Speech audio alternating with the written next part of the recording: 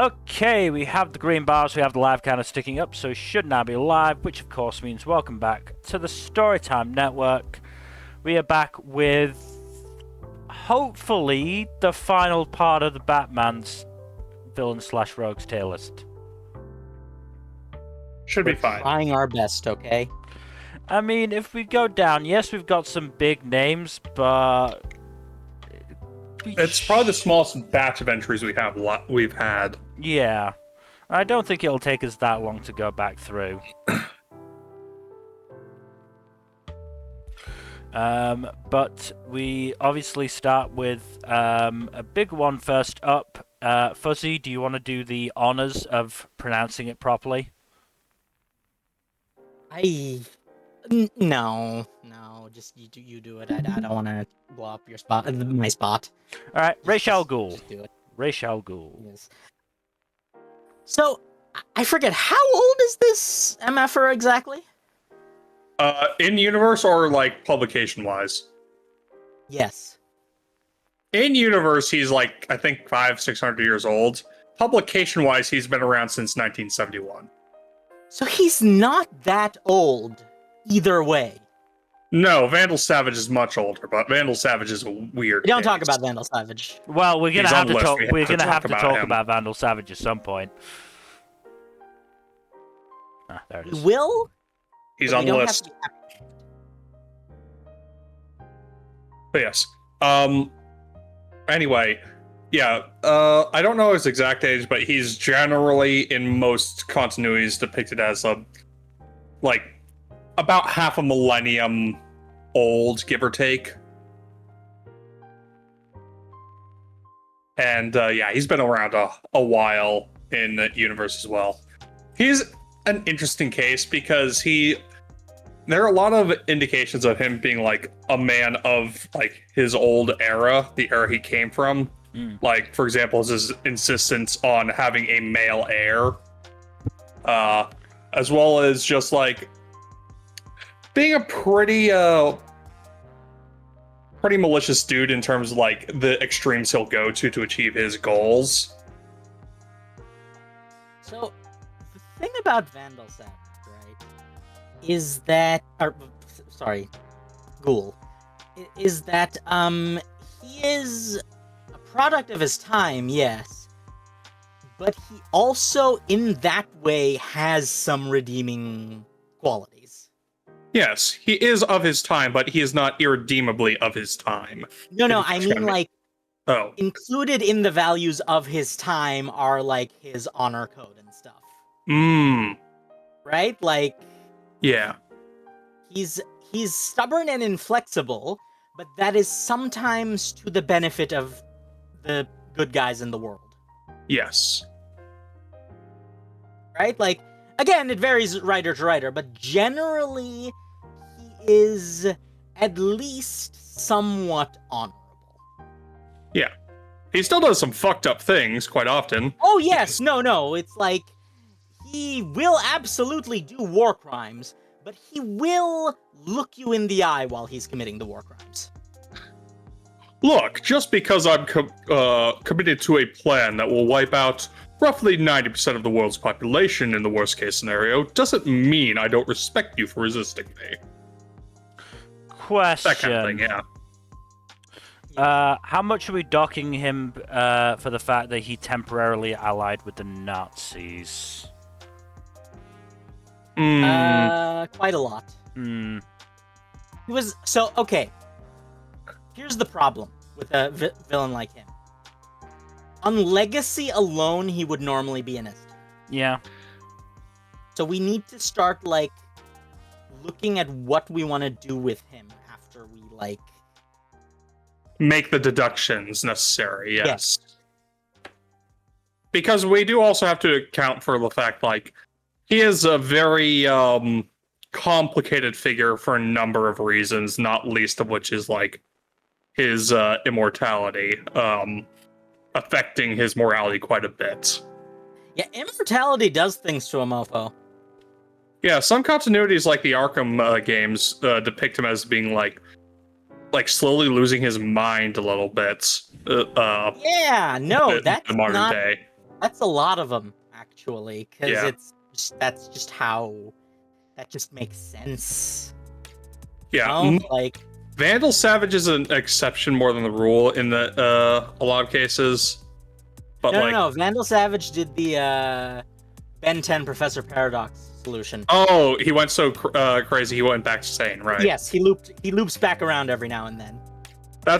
I fucking love that episode of Ben 10.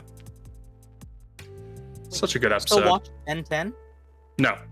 I watched it when it was airing.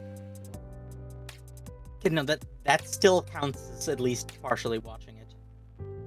Also, that voice actor was Ducky on NCIS.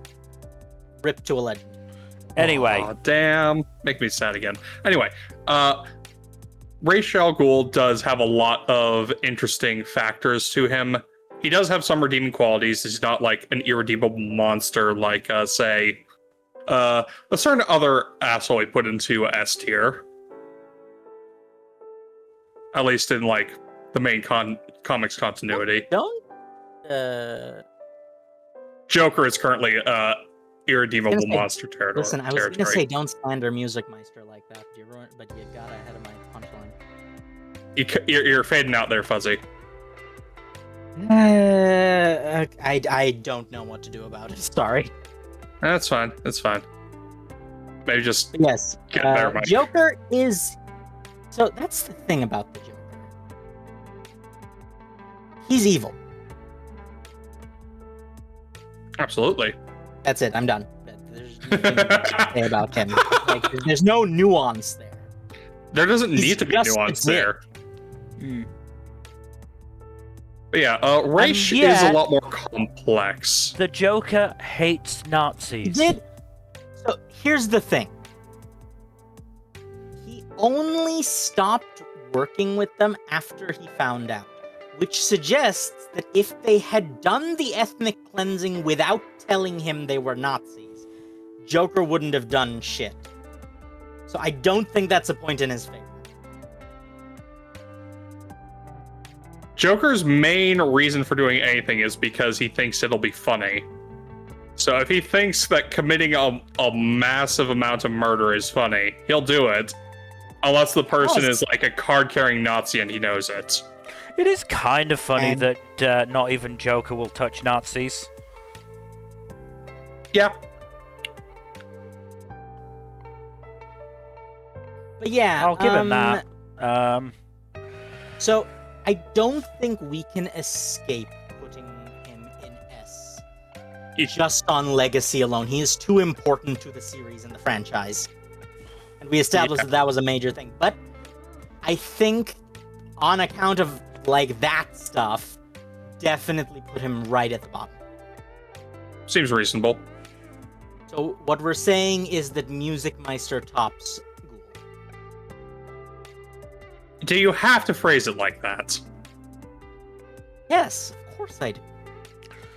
I was honestly gonna say How bottom can of I A. That is a push. So, okay, considering the fact that we did put Bane in there, I can live with that. I can live with him in A tier, but I would say higher than the bottom of A. I'd probably put him, like... I'd probably put him somewhere mid-A around Deadshot.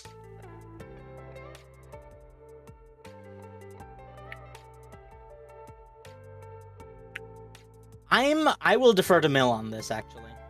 I kind of want to put him below Condiment King. Do it. That would be funny if we decide that it is. I honestly want to put him above the, below the, fucking, you know, let's be honest, joke trio. But below Kite Man, hell yeah. Yeah. So what you're saying is that Kite Man tops Ghoul, but Ghoul tops Firefly. Yes. It's right there, Jack. You're. Give me I something didn't say to work with. anything. I didn't say anything. You were thinking it. I could taste those thoughts. The Reaper. Which one? Don't fear the Reaper. No, this one isn't that cool. No. This one isn't one of those chill ones. Well, Uh, the first Reaper was a Nazi hunter, so as in he hunted What? Nazis, not that he hunted for the Nazis. Yes, no, that's cool. But the problem is that was not the only Reaper. No. yeah, that's pre-Crisis Reaper. So post-Crisis Reaper has a similar origin to Batman, except instead of just being a vigilante who doesn't kill people, he became a vigilante who kills people. How creative. Yes.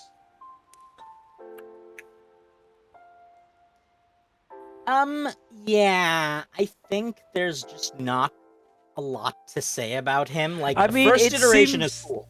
It seems like every single iteration appears for maybe one story and then gets defeated. Absolutely wild, honestly. Because One might we've got even argue. we've got Benjamin Gruner, who was the Holocaust survivor who hunted Nazis. He seems to have stuck around for a couple of stories. And joined with the Ministry of Science along with Hugo Strange and Dr. Death.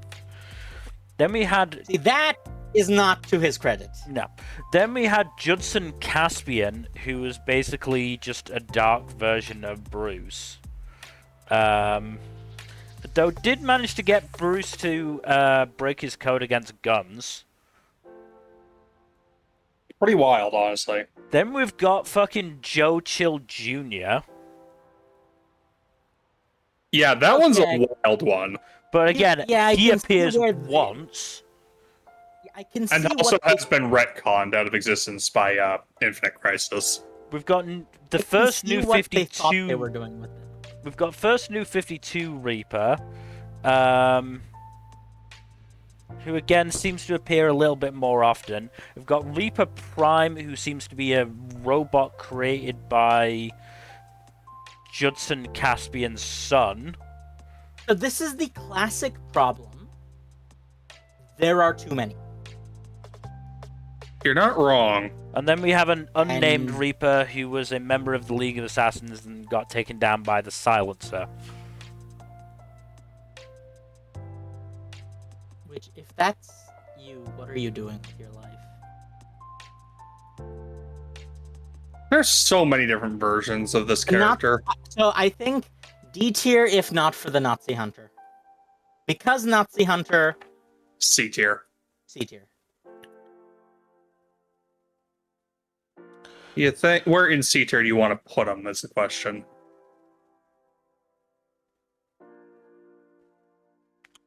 I don't really know. Because it's been long enough that I have forgotten what exactly C tier entails. It's a combination of mediocre and forgettable villains who aren't like annoyingly Yeah. mediocre I mean, enough to we've wind got- up in D tier. We've got a line of villains who are sort of there because they have cool costumes, and then higher up we've got a line of villains who we put there for the commitment to the bit. I'm gonna say below Punchline. Low punchline? Seems Yeah. reasonable. Okay, OG Red Hood. This is an interesting one. His Red Hood seems to be a little less stylish than Jason's. So Yeah, that's the thing. This Red Hood is literally like the joke. This is pre-transformation Joker. At Oh. least some continuities it is. Yeah, it's like Yeah. in the world where in the Justice Lord's universe, the Joker never got Jokerized. So that's this guy. At least it's always implied. Like, you can never have just the Joker be straight. Yes, I know what I said.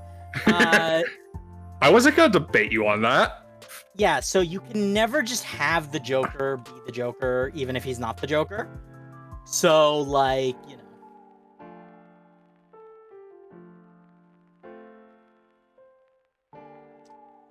But yeah, like, it's not quite the same as like the fucking whatchamacallit in the Tim Burton movie that has the Joker be Joe Chill. Which is just not ideal. No, it's not good. A very dumb dumb move on Burton's part. But yeah, Joker. This version of Joker is well, not this version of Joker, but this iteration is interesting. Just because it has a lot of stuff to it. In regards to how it deals with its integration to Joker's backstory.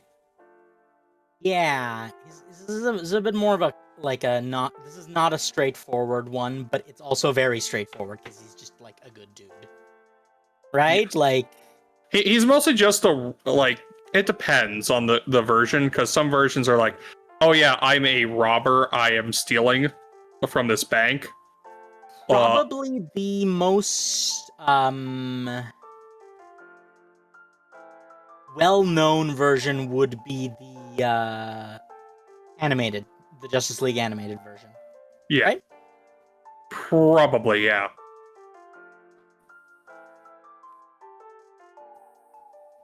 That sounds about right to me. So that one was pretty cool. Mm-hmm. Also pops up, I'm pretty sure, in Arkham Origins and in Under the Red Hood. Really? Arkham Origins, yeah, I think it's part of a flashback. Under the Red Hood, I think it pops up. I'm not 100% sure. It is 100% integral to the Killing Joke storyline.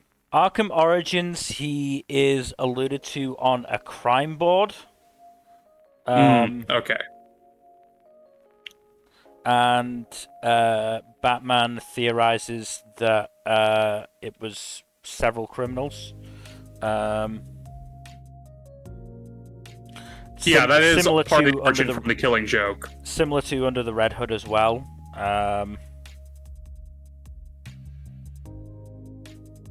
That it's not just Joker and Jason who wore the costume. Yes, but the consensus seems to be that it you was mean like Red X. God. So okay, people who were watching Teen Titans without context, what do you think they felt? I think they had no idea what was going on, which is probably why they never confirmed it was Jason Todd, at least in the original cartoon. Because it was definitely Jason Todd, right? Oh, 100%. Anyway, I think Teen Titans Go had a whole last episode about it. Anyway, we are nearly 20 minutes in, and we've only done 3? Yeah. Okay, like the Red Hood OG B tier. B tier, you think? Yeah, I'd say B tier.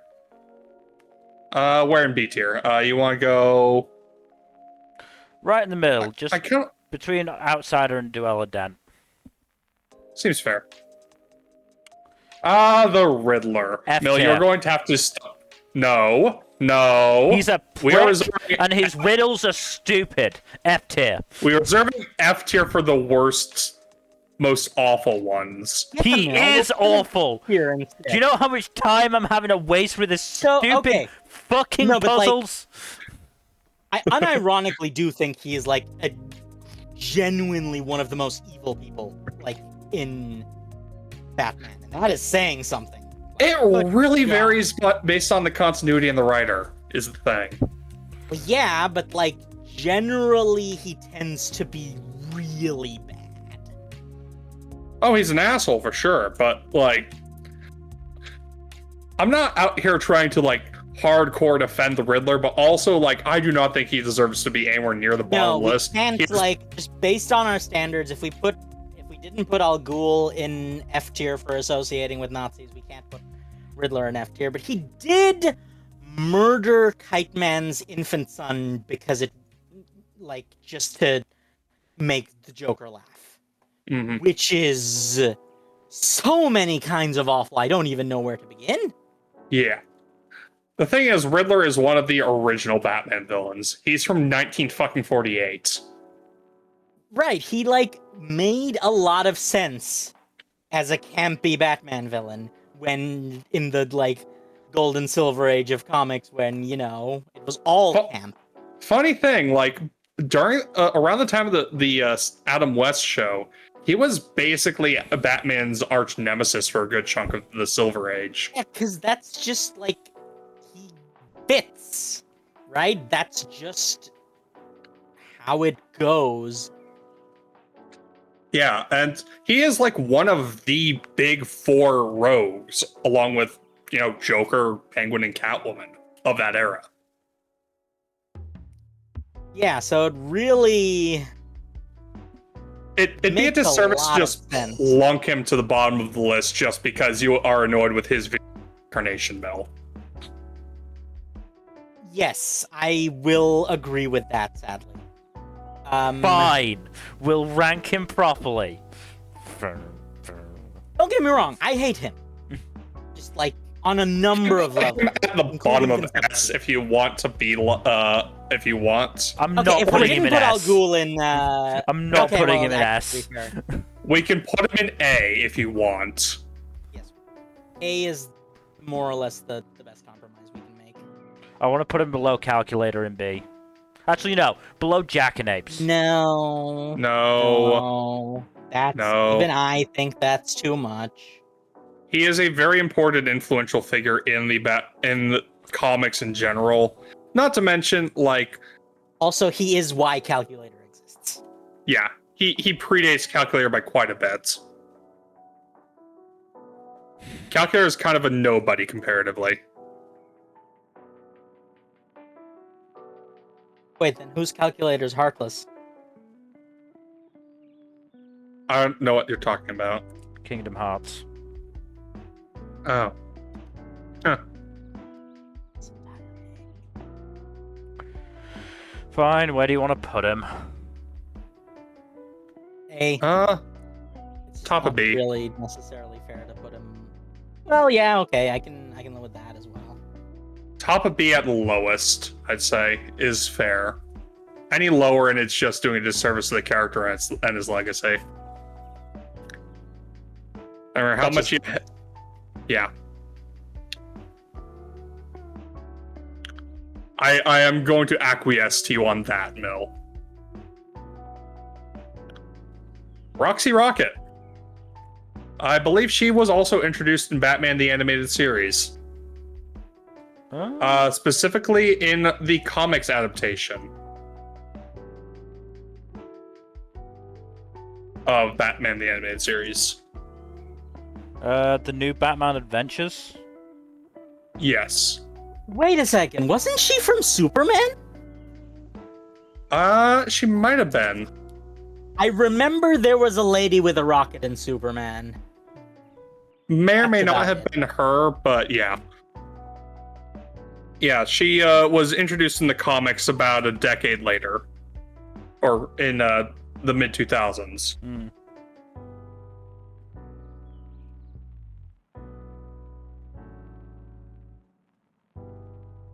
So, yeah, no, she has a fun little gimmick, but there's not really much to her outside of that. Yeah, I distinctly remember her from Superman, the animated series. Maybe I'm just like not remembering correctly, but that's just where No, she was in Superman the Animated Series. Okay. Makes sense. Fair enough. Not- She tips well, Superman. I am crazy, but I'm not yet that kind of. She tips Superman off to the fact Batman is conspicuously absent in Gotham. Superman easily just, captures her because he can fly. And it leads to a team up between Robin and Superman. Mm-hmm. I forget sometimes just how like important Superman. Anyway, yeah, just put her in C with the rest.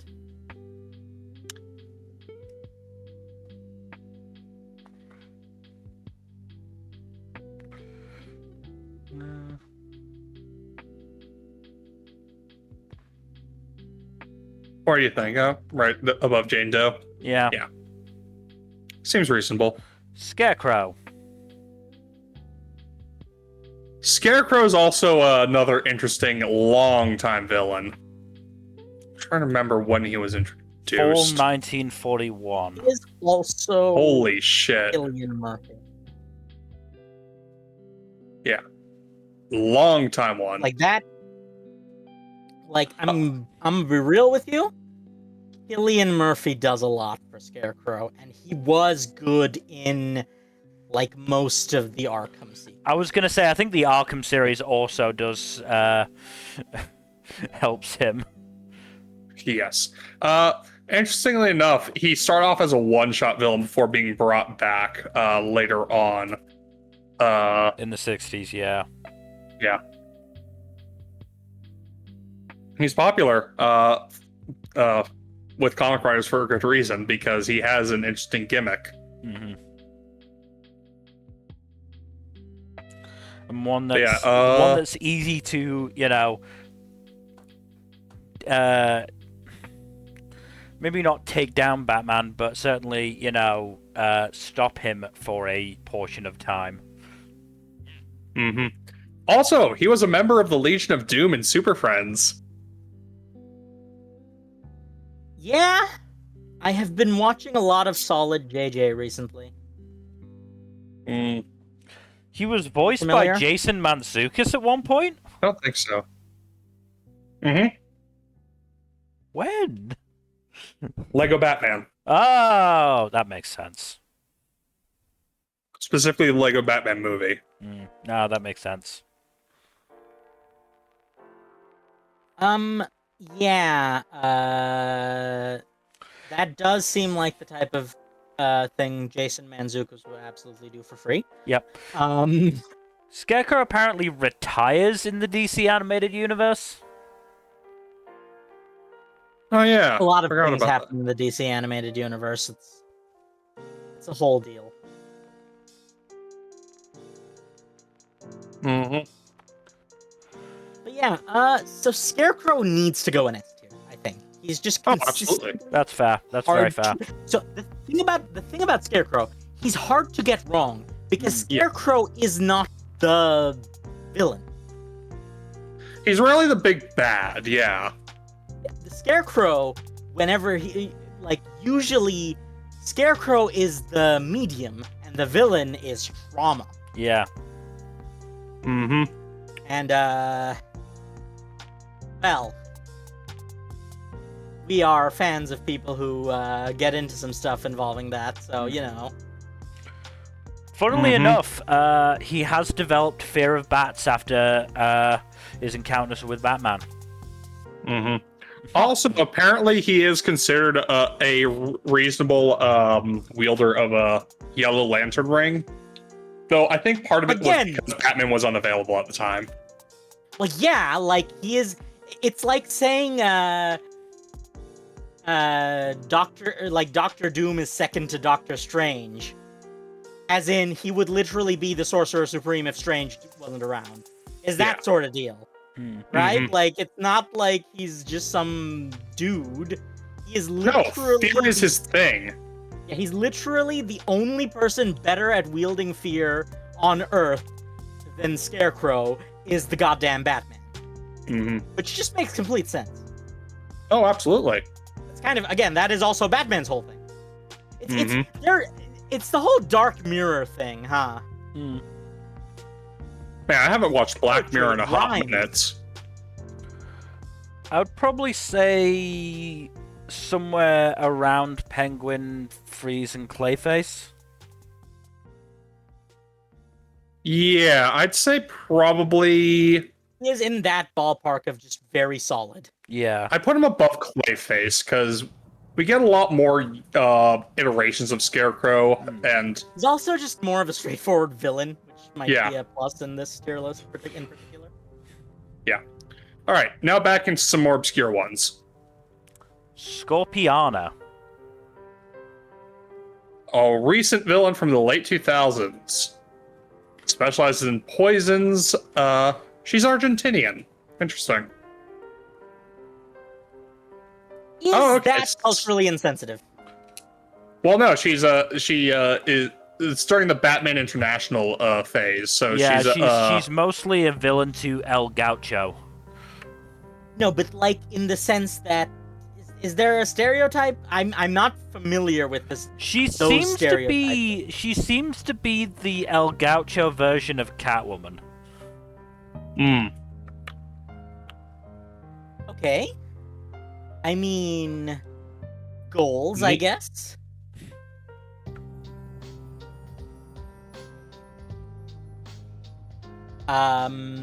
Yeah, it's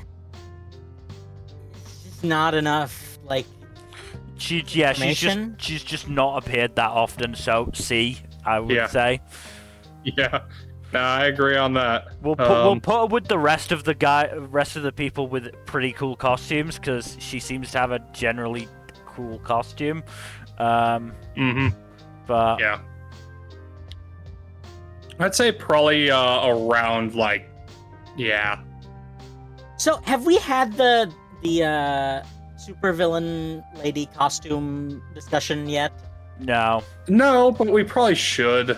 we will have it at a later seems- date, I think. Yeah. We don't want to bog down this video with it because it's going to be a long one. If we have some time after we've finished, we can get into it. Yeah. Sensei, or the Sensei Hanson. He's, I believe he's a League of Assassins member. Yes. Yeah, he seems to be He seems to be the Is second in culturally command. insensitive? Seems to be He second actually in command predates to. Ra's al Ghul. Yeah, second in command to Ebenezer Dark. Oh, that guy. Yeah, but he outlasts Stark by quite a bit. Yeah. He's kind of like the go-to lieutenant of the League of Assassins when Well, they're not that's using the thing. Talia. That's the thing, right? Because like, a leader doesn't really have to do much. It's usually the second in command who's actually doing all the work. The leader's just there to like give orders and look pretty most of the time. I was gonna I say mean, look pretty too. It outright says that while Raish founded it, he just basically didn't do anything with the League of Assassins and left it to Dark and Sensei. Yes, because he is an immortal ancient warrior of great strength, not a logistical expert. No, he has. He's not really like an admin guy. There's a Terry Pratchett story in there somewhere. Mm-hmm. In fact, I'm pretty sure it's not in there somewhere. That just is a story. I'm pretty Would sure. not be surprised. He appears in the Gotham TV show, Young Justice, Look, let's not hold that against him. Batman Begins, animated series, yeah. So he does appear in a fair few adaptations. Everywhere. He probably You know what's funny? He probably shows up and is never like named or like he just does things and people are just like, oh yes, it's that guy who is the like Al Ghul's secretary or whatever.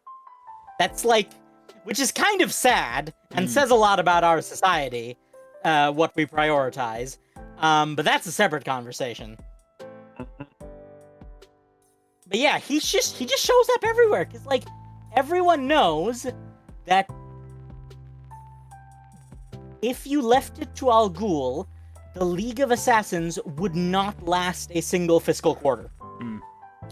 So by the looks of things, after Dark is killed, he takes charge of the League, manages to take over the League and get rid of Raish. Is insane at this point. Manages to kill Raish or Al Ghul or him? him. Yes. I mean, both of them are insane, but him as well. He apparently led a plot that ended up killing Kathy Kane, and then he was defeated in a fight against Ration Batman, where he made the interesting claim that while he could only maintain the necessary physical strength to vanquish Batman for 2 minutes, he only needed 1 to break him. Batman then chucked him into the Fountain of Youth, which did not go well for him. You know, it's a lot of people wouldn't think that, but that is just generally how it goes. I think B tier. Yeah, B tier seems warranted. He's just one of those people who is kind of necessary for the story to function both in and out of universe, but no one appreciates him, and that's kind of depressing. And like as I said, probably an indictment of our values as a society. I'd say above Catman. Yeah. Right.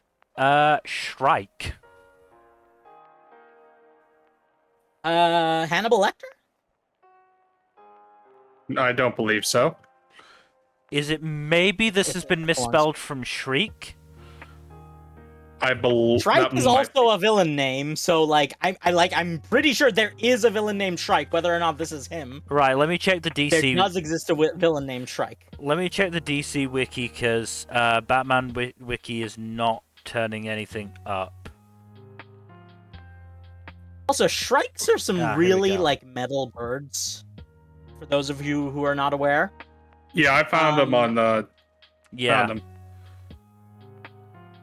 So while they're doing their wiki dive, shrikes will do the like falcon maneuver of dropping a turtle, but instead of just dropping them onto the ground, they will quite literally impale them on thorns. Ooh. God damn.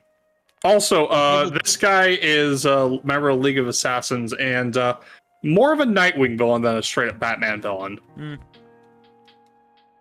Ah, yes, if he's bird-themed, that makes sense. A lot of Nightwing's villains are, in fact, bird-themed, despite the fact that very few of Batman's villains are bat-themed. I think how that works out. He seems to be another in the trend of fucking like, oh, he's really good at hand-to-hand combat and marksmanship and that sort of shite. Like, that is the minimum. I know, but it's also don't get in the door without that. But because of that, it's boring as fuck. You've got to have something more of a gimmick. Yeah. It's a pretty basic execution on the whole baseline, I'd say. I mean, there's few that aren't, really. Yeah, I don't know, somewhere in C tier, yeah. He's just okay. Yeah, just Yeah. like there's just not enough to him, and I don't know how often he's actually appeared because the DC wiki does not go into that much detail. It almost doesn't matter how often he appears. Yeah. Put him above James Gordon Jr. Signal Man. I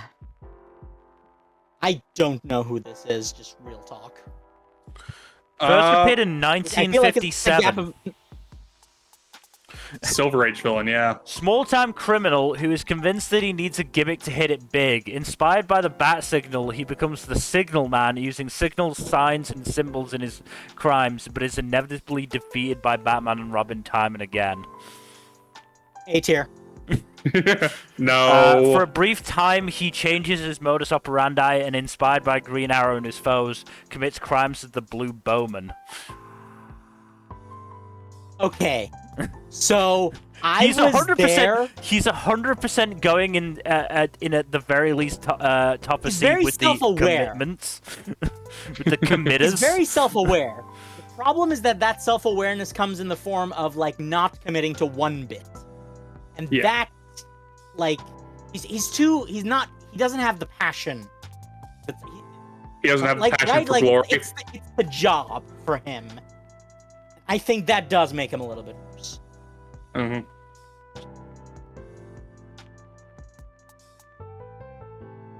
I'm still saying like near the top of C with the rest of the commits to the bit lot. Oh yeah. Yeah. No, what I was gonna say is that if not for the fact that he doesn't fully commit to the 1 bit, he would be higher than C. But I think He is apparently is, a like- joke among the rest of the villains. I'm not shocked. at the same time, though, like at least he's trying. So, apparently at one point, word spread that Batman was dead, and many of the villains took credit for it. So a jury of villains was formed to determine who should have the credit. Signal Man was one of the jurors. Unfortunately, so was Batman. That does happen Amazing. from time to time. How many of Batman's funerals do you think Batman has attended? Oh, All of them. All of Be in them. All of them. No, some of them he was like time traveling for. Okay, the one after Final Crisis is the exception, I think. Yeah, he does occasionally wield a magic gun, and then at the final moment, Darkseid flung him into the past.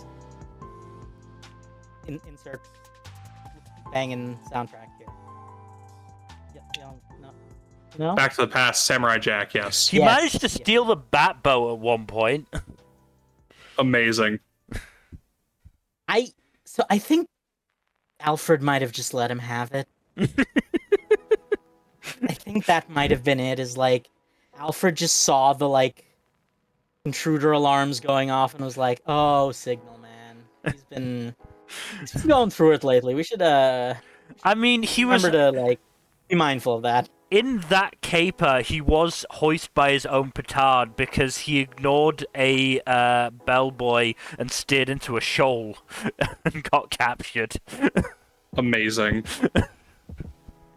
Anyway, Again, not unpredictable. yeah, Snowman.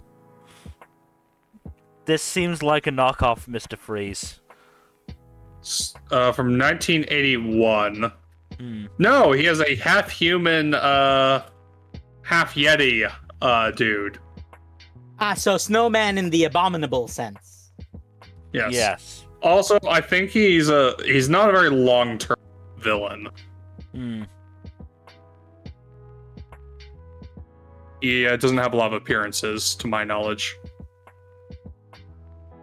Yeah, I think Wow. just put him in- In his trivia section, there is a bullet point making sure to note that while Yetis may be real in the DC universe, they're definitely not real in real life. Amazing. This post not written by a Yeti. Hmm. Absolutely not, under no circumstances. He Don't be apparently, crazy, why would a Yeti write this? he apparently at some point used his natural superpowers to become a professional athlete. That As one is does. cool. Because as we all know, literally there does not exist a professional athlete who does not cheat. So I think we should embrace it. But I still want the steroid Olympics. Where they Apparently, just like Closest we'll ever get to that is professional wrestling, Fuzzy. no, because professional wrestling is like too much of an art form for that. anyway, he I'm talking apparently about sports, not theater. he apparently engaged in a skiing contest with Batman. Amazing. Probably not first and will not be the last. But probably died, and I don't think he's appeared since. So, Oh, okay then. not in the fight. He apparently just died because human Yeti hybrids don't live very long. That's just depressing. Yeah. But again, Why would you? Who approved that? Someone. It was Silver Age. Still, at the time, they were like under the impression that comic books were for children. Who decided that that was fine for children then? Actually, no, this is 81, so this might actually be Bronze Age. Okay, the 80s makes more sense. Yeah. That is the sort of stuff they'd say in the 80s. 80s were weird for a number of reasons. We won't get into that. Anyways, where do we want to put him? 1982, 1983 was the last mention of Snowman. Listen. See See him with the rest. Are we gonna put him with the commit to the bit, or are we gonna put him sort of lower than that? Commit to the bit. See, here's the thing. Is it culturally insensitive if we call it a bit? Because he is...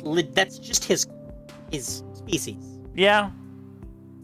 You make a good point. He's just like kind of just being himself, which I don't know if that's better or worse, but it is something. I still say high C. I can live with that, yes. Can we put him above Dr. Phosphorus? Seems reasonable. Sophia Gigante. Is this not the lady we were talking about earlier, the Falcone? Yeah, Sophia Falcone. Yes. What's her deal? Actually, we discussed her deal. We even discussed where we'd put her. Does anyone remember? No. No. I don't. She seems to be in the assassin mold, which again. No, she was no, like one of the she's Long Halloween people, wasn't she? Yeah, she was introduced during the Long Halloween, I'm pretty sure. Yeah, Long Halloween. Member of the Falcone crime family. Yeah, but then she took control of the Falcone crime family after her dad was murdered by Two-Face, and then operates as a serial killer. Yeah. Yeah, it's just like not like. Basically, fine. she seemed to target anybody who helped Harvey earn the position of district attorney. So that's less serial killer, more like targeted vendetta. Hmm. Mm-hmm.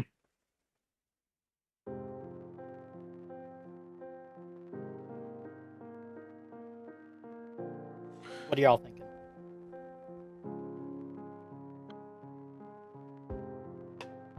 Oh, she managed to murder Arnold Flass, so I don't know if nice. that helps.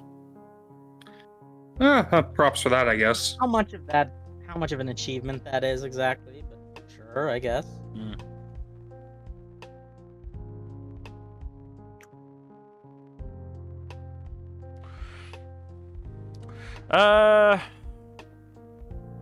I mean, we've put her dad like firmly near the middle of C tier. I think a bit higher just because of her part in the Long Halloween, but other than that, I think there's not Yeah. much to say You know what? there. Well, we could put her right between Carmine and the Holiday Killer. I guess. Or you want to put her higher? I mean, Holiday is related to her because it's fucking Alberto Falcone. So Something in the family. Yeah. Something. Yeah. Let's put the family together then. Yeah. yeah. Solomon Your Grundy, favorite born Mel. on a Also, Monday. I believe she was also one of the holiday killers. Wasn't that the thing? Probably. Maybe. Anyway, Solomon Grundy, born on a Monday. Ye. Very important. When was? Traumatized. Oh, Pretty sure he started as a Superman villain, actually. Green Lantern in 1941. so he's kind of like the local Justice League town bicycle. He has been a villain of the Justice League, Green Lantern, back when Green Lantern was Alan Scott, Superman, and Batman. Like I said, he's a bit of a town bicycle. Mm-hmm. I love Solomon He's Grundy. also, yeah, he's So great. I He's have popped a up story lot. involving Solomon Grundy. Oh, Was he not actually born on a Monday? No. He was, my story involving Solomon Grundy is that he was the first on-screen character death in an animated series I had ever seen as a child. Oh, in the Justice League series, right? Yeah. When he died, when he sacrificed his life to kill Cthulhu. Oh, that was great. I'm sorry, Cthulhu 2, I believe. Yes, something like that. Regardless, he made the sacrifice play, and he did really well there. And... Oh!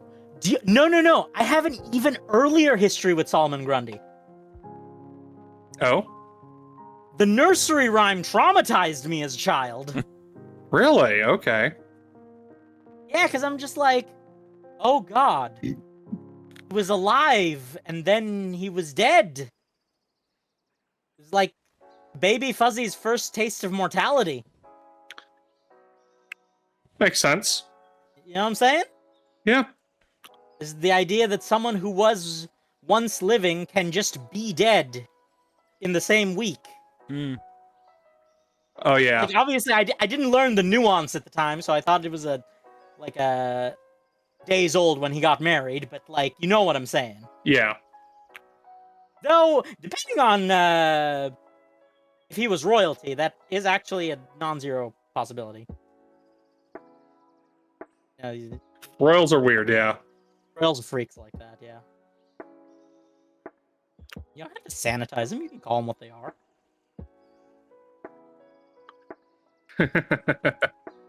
Anywho, I know you want to put him in S mill. I'm not gonna fight for S.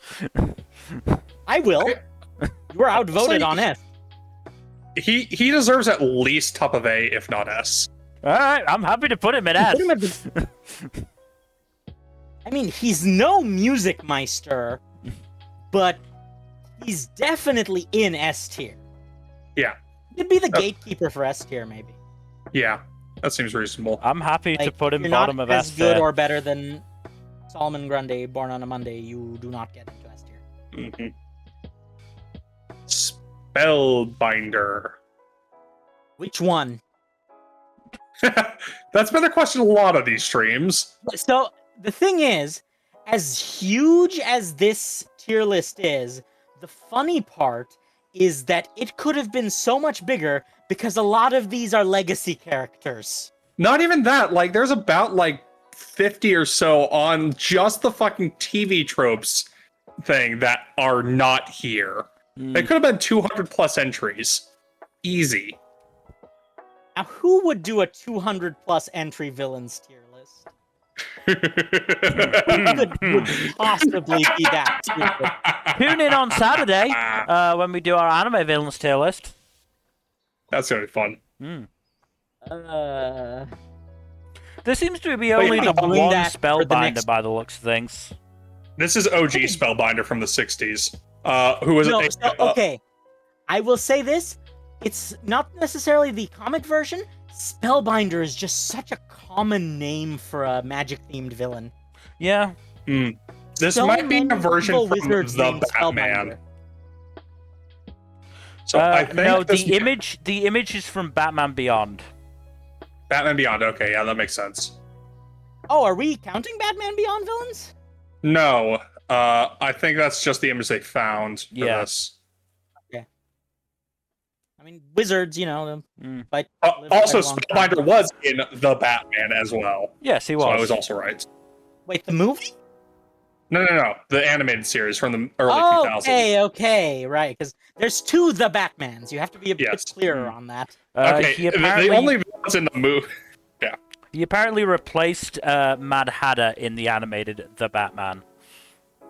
Makes sense. Mad Hatter, I think, only pops up in a couple one or two episodes in that. In one, the Butler did it, and then his cameo in season 4 episode. Captured by the vigilante rumor.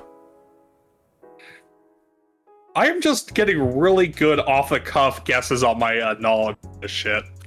He was also in, as I said, 3 episodes of Batman Beyond. That would be the neurodivergence, Jack. Why must my brain be such a weird sieve? I don't know. One of It's those bad. sieves that where, so our brains are like those sieves that have been in use for so long that they kind of like some of the holes have just gotten gunked up with junk, so those don't like let things through, but the rest are just like free flowing. Ah, yes, everyone's favorite sieves. So in the comic, Spellbinder apparently tried his luck in Metropolis for a bit. Which, it's surprising that not more magic-themed villains do that. In fairness, like, even if Superman is vulnerable to magic, he can still body anyone before they can get a spell off if he wanted to. Yeah, but like, if you're a wizard who gets like, if Superman can see you, you've already lost. Is the thing, right? Like that's the point. So let's see. So Spellbinder comes back, joins a group organized by the Monarch of Menace, but is the first one captured by Batman, who then disguises himself as Spellbinder to take out the rest. I mean, he's gotta, like... Zatanna will yell at him if he doesn't occasionally do some wizardry, so... He's then on the run with his girlfriend. His girlfriend then takes a offer of power from a demonic entity, and she then kills Spellbinder. It's just a dick move, 'cause, like... okay. Just a bit of a tangent. How are people still at, like... How is anyone who has ever read a book still dumb enough to make a deal with the devil? Don't know. But she then becomes Lady Spellbinder. Actually, and... you know what? I just remembered that America exists as a country. Sorry, I understand now. Yeah. But yes. You don't even have to limit it to fucking America, really. Well, recently, yeah, but it's like kind of America's fault in many ways. But yes. Anyway, we're not talking about that. So OG Spellbinder doesn't seem like much of a threat. Again, okay, just there as a reminder that Batman is in fact a wizard. He's just like Batman doesn't do actual magic though. He just does magic tricks. OG Spellbinder has no magic. OG Spellbinder just uses fucking like optical illusions and hypnotic weapons. Yeah, like a magician. Why did he think he could work in Metropolis then? I don't know, but he was actually semi-effective against Superman. Oh, never mind. Just the right amount of confidence. His sonic chest plate proved quite effective at blasting Superman. And his addition... Right, the overstim... Yes, okay, so the addition of a shock-absorbing chin guard protected him from being knocked out by Superman, and had special lenses protecting him from super hypnosis by Superman. Unfortunately, Superman... Is the chin guard made of vibranium? I don't know. Superman then maneuvered him into a miniature echo chamber, and Spellbinder knocked himself unconscious.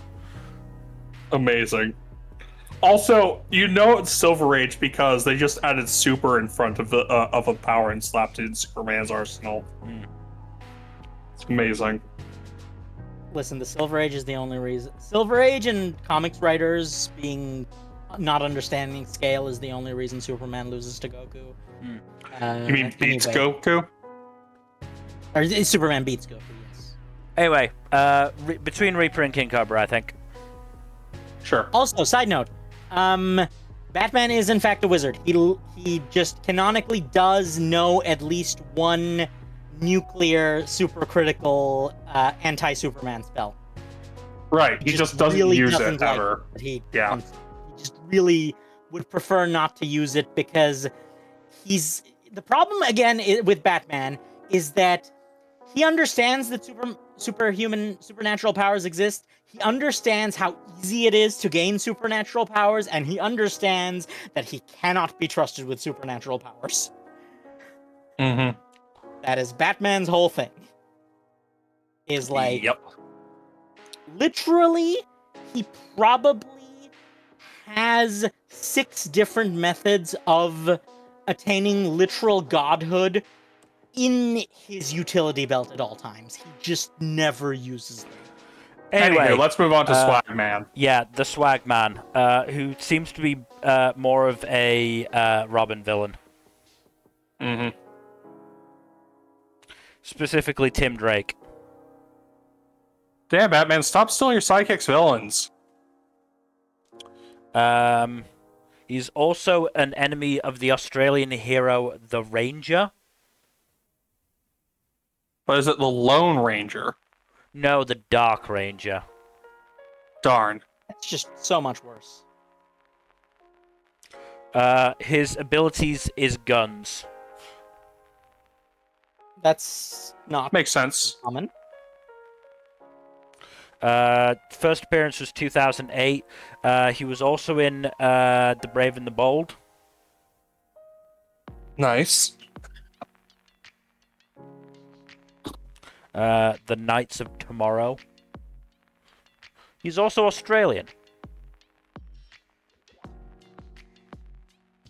So you're Right, Mike? saying he's played by Hugh Jackman in the adaptations?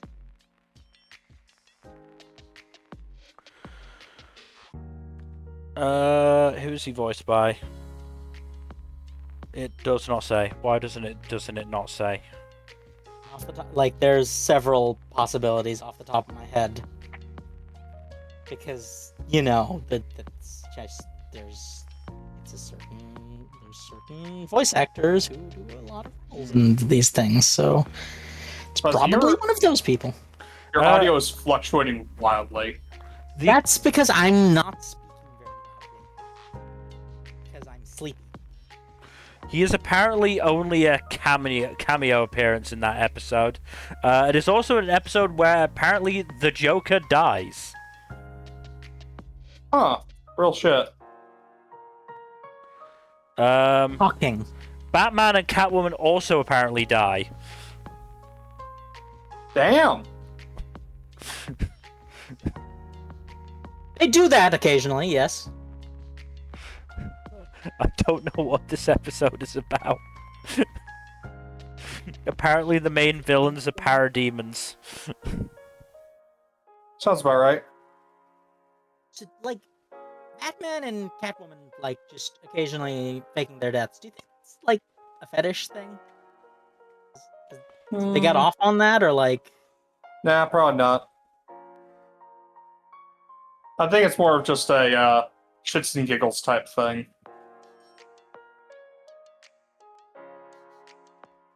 You say so. They do it for the love of the game. Okay, I can accept that explanation. Anyway, just see him with the rest. Okay. Or even D, really. So, it's a... I'm just gonna read the synopsis of this episode from Brave and the Bold. Oh boy. Oh, In Batman's future, Joy. Batman retires and marries Catwoman, with whom he has a son named Damian Wayne, while Dick Grayson becomes the new Batman. When a new Joker, who claims to be the old Joker's son, surfaces, a reluctant Damian assumes the mantle of Robin to stop them. It turns out that the events of the episode were part of a book that Alfred was writing.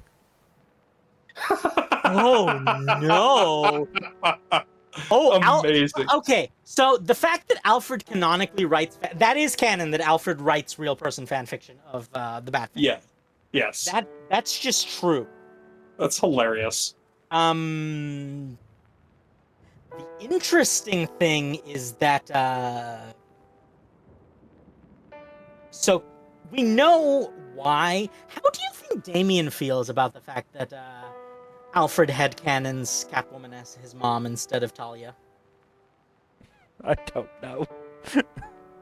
I don't believe Brave and the Bold has that whole plot line in it with Talia and Damian. I can't imagine why the series that brought us the Music Meister and Platelet the Platelet course for Aquaman would not have the plot where Talia sexually assaults Batman. Oh, we're going to have to get into that next, but let's We will talk. Oh, we're on the T's. Okay, are we on the? Well, T's let's or the finish ranking Swagman. Yeah. Just like we don't. No one cares about Swagman. Okay, just like get to the real. Okay. So Talia. Yeah. Oh God, I didn't realize she was right there. Yeah, so she sexually assaulted Batman to conceive a child. So here's the thing. It depends on the writer, because it has been retconned back and forth so many fucking times. That's because the writers have a boner for Talia. Well, just like, initially their relationship was 100% consensual, and then it was retconned to be like, no, she drugged him to make a baby, and then it was retconned back. Yeah. Actually, the relationship was consensual, but a relationship can be consensual without a specific encounter being consensual. That was the general description of that storyline, is that while yes, they were in a consensual relationship, he was very much drugged for that specific encounter, and also did not consent to, having a child. Yeah. That's the thing when the storyline was written, though. Because it has been retconned back and forth multiple times since. But, I think the spirit of it, that is not something Talia al Ghul would not do. That is very in character for who Talia al Ghul is as a person the vast majority of the time. Not really. She's been portrayed at several different points on the moral spectrum. She's almost always, some degree of, morally gray at best, but, she's rarely, shown as outright monstrous. No, but she's never not self-interested, and also, from her perspective, what she did is not monstrous. It's the whole, 'cause remember who her father is, and her father's, opinions and viewpoints. Mm-hmm. And the whole double standard thing, yada yada. Yeah. So, that said, I still, I am willing to chalk it up to some degree on writer variance, because it is a thing that has fluctuated over the past couple decades, depending on the writer and also the adaptation. Because, some versions are, it was a one-night stand, or, the result of a relationship thing, and in other instances, it was much less consensual. So, okay. Hot take. You definitely need to take into account the whole not telling him about the child thing. Because that is in every version. Regardless of whether I agree on that front. It was consensual, and that is also very not cool. Because again, he had consented to an encounter. He did not consent to having a child, and that is in no version did he consent to having a child. Mm-hmm. At least not in any version I can think of. Yeah. It's always about the encounter, but having a child is a very significant thing that really should require the consent of both parents. Yes, I do forget if the versions where it's consensual, if it's an accident or it's on purpose. Because, I think it does depend. But again, it's just more consistent with Talia for it to be on purpose. The issue is that there's very little consistency in how it's portrayed. But Talia does have character consistency, is what I'm trying to say. Talia is fairly interesting because she is portrayed fairly consistently as one of Batman's love interests, usually in contrast to Catwoman, actually. In most storylines where Talia appears, Catwoman is also an active participant in the plot, interestingly enough. Which is... Yes, because they really, want to have a threesome with Bruce, and he always says no. Mm-hmm. I mean, part of it, I think, is just the contrast. Catwoman, for all Also, her foibles, is like 9 times out of 10, she's like a pretty easily redeemable person, and most of her crimes are, burgling from the rich. Well, she does a lot of murder, and not everyone who she murders deserves it. Catwoman doesn't really murder a lot of people. No, I was talking about Talia. I was talking about Catwoman specifically. Oh, okay, in yes, contrast. I see. Yeah. No, Catwoman, her crimes are Catwoman mostly is like. on the Oh, sorry, go ahead. Yeah, her crimes are much lighter than most of Batman's other Rogues Gallery members. Talia, by contrast, is, an assassin in a leadership position in an organization of assassins. She's done at least one genocide. I'm pretty sure that's like part of. Which one was that again? That in the one city. Remember the crime city with magic and stuff. I forget about that. Everyone does a genocide there at least once. Almost necessary for the Batman experience. Anyway. Or the Justice League experience. So I do not like Talia. Simply really? because, I couldn't tell. Because in the same way that Catwoman is relatively consistent, she is relatively consistent in that regard. She's usually a dick. She's redeemable, but usually amoral. Or rather, I wouldn't say amoral. morality Her code is she's lawful evil. Well, no, she's entirely self-interested. I would even say that she's neutral evil by that standard. It's not even she will break her own rules if it benefits her more than not breaking her own rules.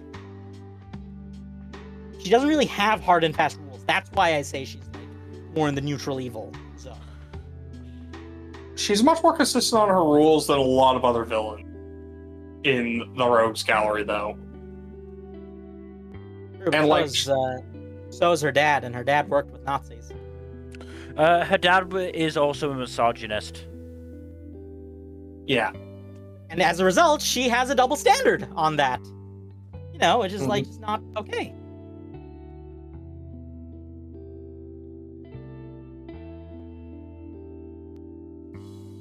Yeah, I think this is going to come down to Mill, because I think me and Jack have very opposing viewpoints on this. Yeah.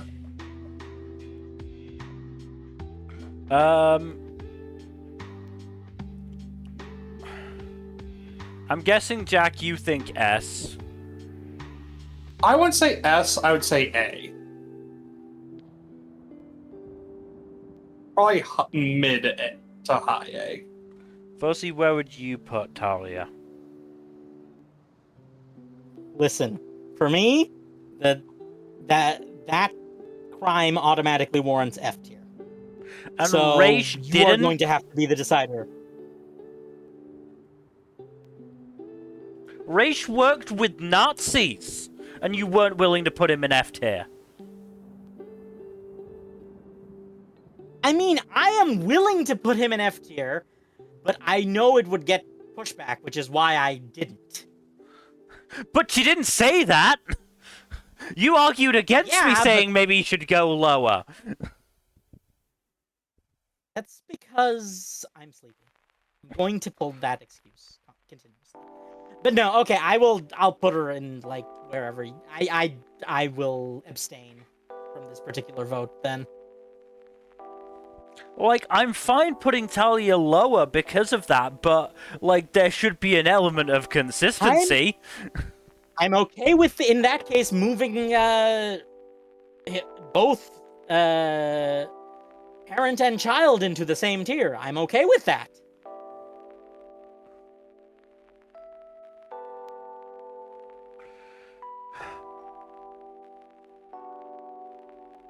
Below Raish. That's fair. Tallyman. Tallyman's a weird one. 90s villain, hitman mercenary who themes himself around old-fashioned tax collectors and is obsessed with murdering those who owe debts to others.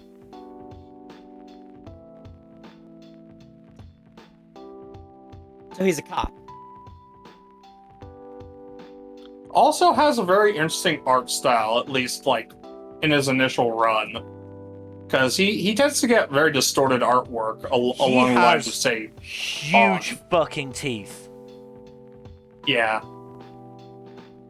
Is he British?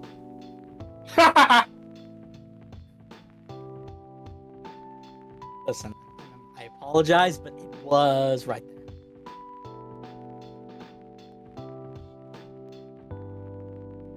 Have I defended Mill too far this time? I'm not sure if he ever actually really faces.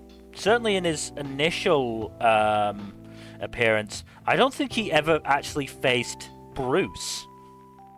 Because it was around was around the time that Bruce was recovering from a broken back, so he faced Azrael and Nightwing in the guise of Batman. Yeah, he showed up first during Nightfall. He does pop up during No Man's Land. He's Two-Face's right-hand dude. And then Two-Face murders him. He does come back in that a lot. He comes back in Infinite Crisis during the Battle of Metropolis, apparently. Mm-hmm. That does not bode well for him. There's also a second Tally Man who is completely unrelated to the first. But that's just confusing. Is it committing to the... Is it committing to the bit if he commits to the bit because he's insane? Yes. Yes, but also he's a cop, so he loses He's points. not a cop. Listen. He kills people who owe debts, and the people who owe debts are generally in lower socioeconomic classes, and they generally owe debts to... Like, there's the cycle of debt is a mainstay of the late-stage capitalism, and we should He's not actually killing people with proper debts. He's an underworld hitman. Oh, okay, that's fine. I thought he was like perpetuating the problems of late-stage capitalism. No. If he's not doing that, then he's fine.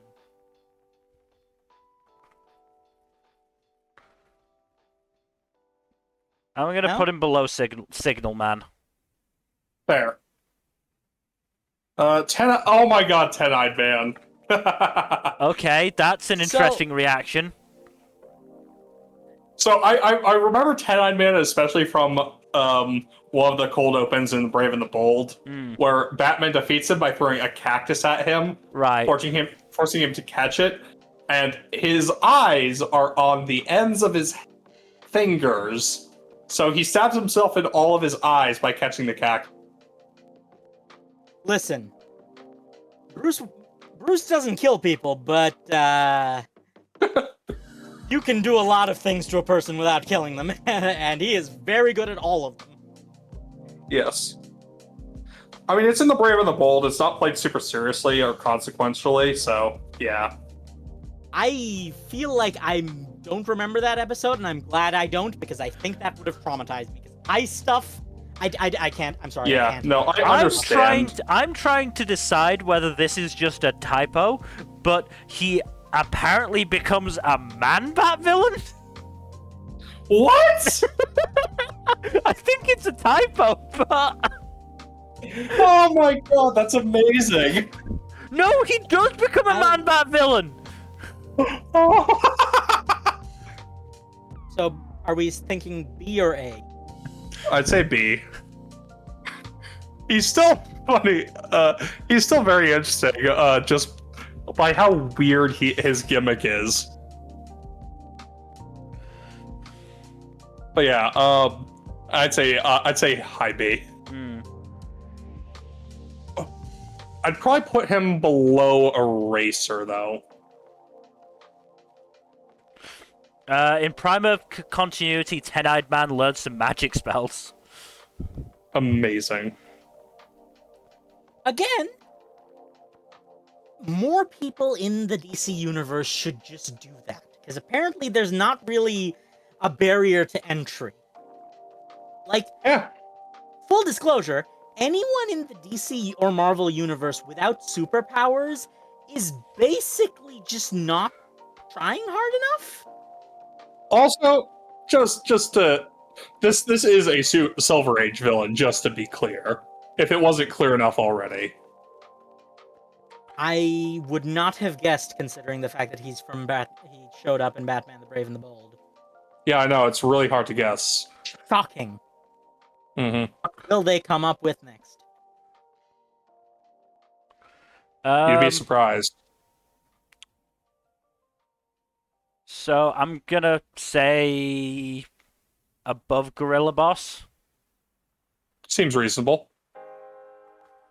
I mean, credit where credit is due. He may have been defeated by the cactus, but he survived the cactus, and I don't think I would have, personally. Yeah. No, like, he could, legitimately, I would have just gone into shock from pain and died. Terrible Trio. Which one? God, there's been 4 iterations? Like I said, which one? I don't just pull that out my butt. The folks. picture is from the 4th iteration, but that's like a very new. It's the 4th iteration of course, God knows how many years. The first Terrible Trio was only had a couple of Silver Age appearances before, just disappearing. Jars, very Silver Age coded, yes. Yes. Get brought back in 1999 to fight Dr. Midnight in a miniseries for hopping back into Detective Comics. Interestingly enough, they actually work with Batman briefly. I think it would be... That's not really an achievement. Right? No. So many. And of course the New 52 versions had the dumbest. That's just like saying water is black at this point. Mm-hmm.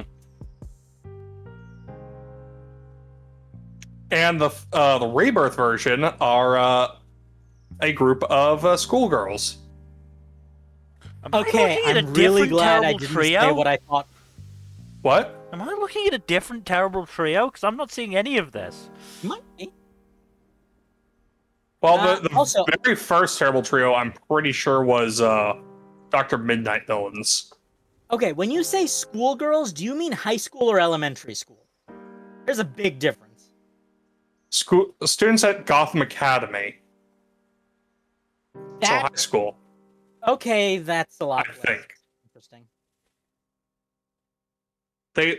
Based on their designs, I think they're high school.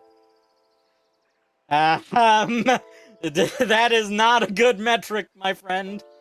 No, it's more accurate in comic books than manga, Fuzzy. Come on.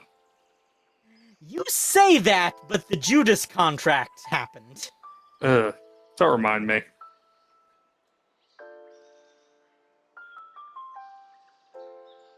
Anyway, yes, so just if the only variant was just 3 Nepo babies doing crime. Well, no, there are a lot of there are at least 2 or 3 variants where does seem to be millionaires get bored and put on animal masks to be criminals. Oh, okay, so they're Nepo babies. Kill them. I mean, put them in F tier. F tier is not for Nepo babies, Fuzzy. Come on. D was for Nepo babies. Wait, we had an established Nepo baby tier? No, but that's one of the tiers that we put Nepo babies in. Are there, like, I mean... I think there's a couple that we there's put a in lot there. of Nepo babies here. Make it better or worse? Anyway, I'm fine with D tier. Yeah, just off the back, just being Nepo babies alone, like, disqualifies them from a lot of the higher tiers. It's honestly kind of hilarious how much some of these folks are just like, I'm rich and I have nothing to do, let's do crime instead. Even though it, like, yeah, no, it's so dumb. But, like, the problem with that is unrealistic, yes. The problem is that it's unrealistic in the wrong direction. They probably did crimes to get their money, yeah. No, I mean, like, in real life, rich people do crimes all the time. They're just better at it. Hmm. Anyways, Terminus. I think I have to ask which one again. I'm not sure on this one, but I... Based on the image, this is from the guy who became Terminus during New 52. Yeah. Is there more than one? There's a couple, yeah. Though most Are there... No, this is the there's- only from Earth Terminus. I think there's only the one terminus, like character terminus. Yeah. There might Terminus be a is usually a second one. location name. There's Terminus the planet. There might be one related to the time stream, I think. I don't know. I really can't tell. But then Don't worry about it too much. We main don't one- want to. The main one is the Batman villain Terminus. Yeah. That's the problem with, like, cool names, is that many people and writers think those names are cool, and as a result, multiple people use them without looking if they've been used before. He is a 2012 villain who seems to have some sort of disease that requires him to use bone marrow infusions to keep himself alive. He does manage to defeat Batman in his armor, but then runs out of the liquid, and he collapses, and he basically goes, well, if I can't win, nobody wins, and launches a missile at Gotham. And then Batman stops the missile, and he seems to die. So, see, Dieter? Him or Batman? Him. Okay, because you always need to clarify that. No, Batman easily survives it. The missile goes into Gotham River. You gotta remember, Batman hasn't died that often in like the main.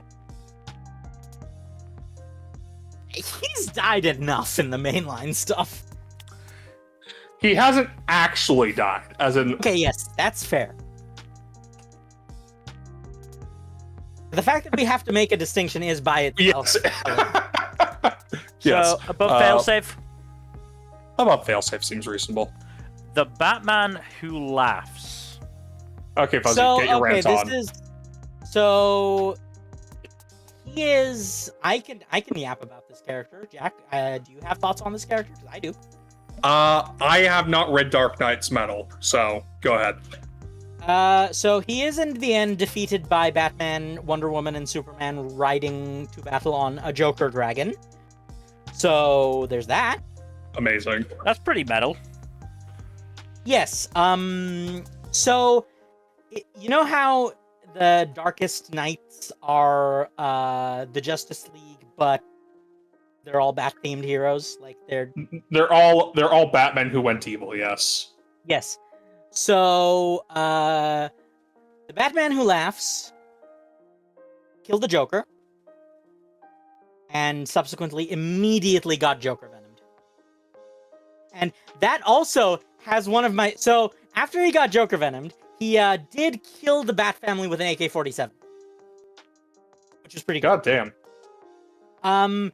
But in the sequence where he kills the Bat family with an AK-47, one of the most interesting things is that, very clearly, Jason Todd's was the only one whose gun was already firing when Batman turned around to kill them.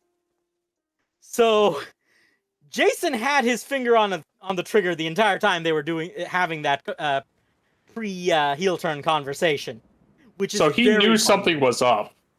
Interesting. Yes, and that will never not be funny to me. It's not even that he knew that something was up.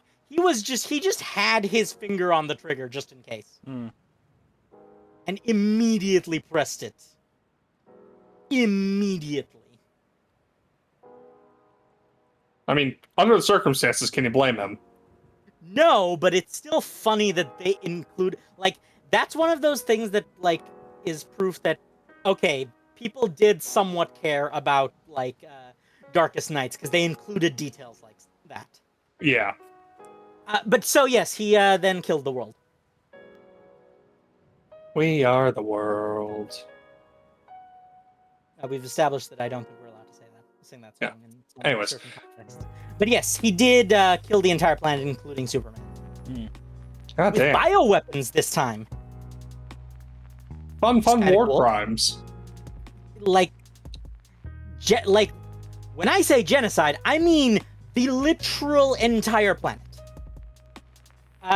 You should see the scene. It features Superman like bleeding out from his eyes, from every orifice of his face,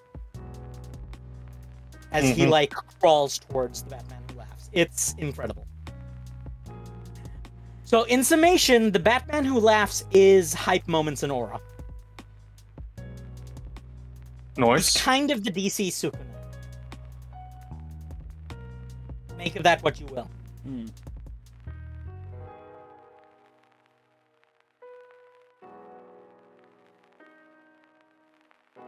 Interesting. So given that, where would you put him? He's also relatively young. Yes, 2017. Yeah, Dark Knight's Metal was 2017, right? Yeah. So his first appearance is in Dark Days, the casting, which was 2017. Yeah. Sounds about right. I remember it being one of the earlier Rebirth events, but I wound up missing that one. It was a good event overall. It featured some really interesting team-ups and character dynamics. For example, Green Arrow and Damian Wayne. Interesting. Okay. They had a whole like dynamic going on there. And also, I think that was when they started like shipping Damian Wayne and like Red Arrow, like Oliver Queen's sister. Oh, okay. Apparently, was Shadow not on this list? no. Apparently, Batman and Joker teamed up to fight the Batman who laughs. Yes. Part of that was in the form of a Joker dragon, but yes, they did in fact have to do that. Oh, that was actually. Do you know another thing that event revealed? Oh. The reason Joker didn't show up in Rebirth is because Batman had him locked in the Batcave the whole time. Oh my god, that's insane. Yeah. They literally had to dig. He was literally buried in the Batcave and just chilling. Signal literally had to like use his powers for the first time to dig him out. Anyway, Was this Signal, a right? response? Not Beacon. Yeah. Duke, I got it right for once. Yep. Yes. From Finally. from a badass factor alone, he's at least B. He has a pretty cool design too. He has right? a pretty cool design. I genuinely think he's kind of interesting. Yes, he is very much the worst case scenario of Batman. And for how young he is, he has a relatively decent impact. So I'm saying low A. I would even go as far as like Mid-A. Like mid-A, yeah. Because like and here's the thing, he was not a one-off. He is recurring. Yeah. He has shown up again. So He is very conceptually interesting. I'd say right below Deadshot, right above Deadshot, yeah. Alright. Now here's the real question. Do you think someone is going to eventually Connor Kent him? Where they make him a result of a Joker Batman impreg? Nah. Oh yeah, those were my... Look, Fuzzy, we will talk about this on... canon. We'll talk about this on a different stream, but yeah, we'll talk about this on a different stream. Because I have some funny things to say about that. But yes, the Maestro. I know nothing about this one. He's Discount Music Maestro, I think. Oh, okay. C tier then. We do have to, like, get some speed going, because we are... Yes, he's I wouldn't say discount, I would say prototypical. I think he does He does, yeah. That he is pre-Music Meister. I think he was the prototype for Music Meister. He might even be the same dude in spirit, right? Like, Could be. So his first appearance was I've in never seen Music Meister and the Maestro in the same room together. His first appearance was in 1962, and he Silver Age. That was as a Batman villain. He has also been a Justice League villain and a Superman villain. So clearly they know something's up with him. Some Music Meister. Yes, like that's just like. Honestly, we might even just exclude him from the list, or just like put him in the like. No, we'll put him in. Honestly, put him in B tier. He may not be very big and impactful, but he did influence the creation of the Music Meister, who is one of the goats. Now, here's the real question: if he influenced the creation, if the Maestro influenced the creation of the Music Meister, who was his partner in the Mpreg?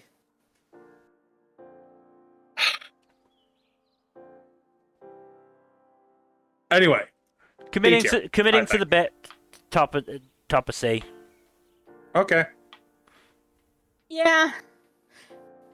The Spuke. Okay, so are we allowed to say that? Is that not like not a slur, but like a disparaging term? It's not one that's really used much. Not used anymore, but like it's the thought that counts, and the thought was not good for like. I think it's used in its other like terminology as someone who's like really mysterious. He seems to. Well, that's fair.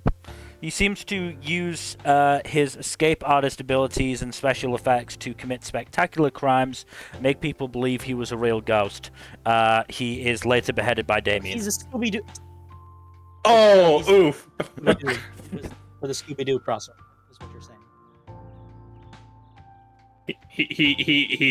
He was one of the casualties of Damien's murder hobo phase.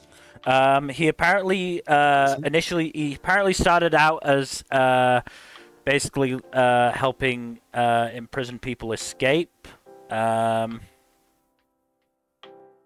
they good people or bad people? Bad people. That's a no-no. Like, Gotham City, like, incarceration's already a sieve. We don't need someone making it even worse than it already is. To be fair, I don't think he ever really helped any of the big names. No, probably not. It seems like the biggest one he helped was Big Turk Ramis, who is a D-lister at best. Mm-hmm. I mean, he's not even on this list. So. Exactly.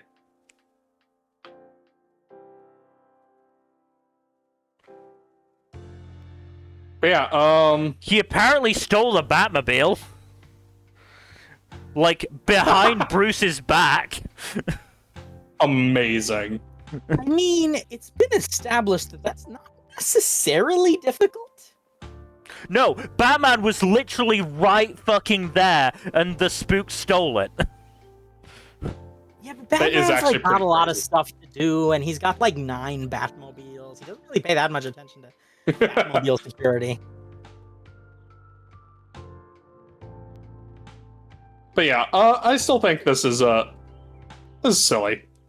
That's still very silliness, I think.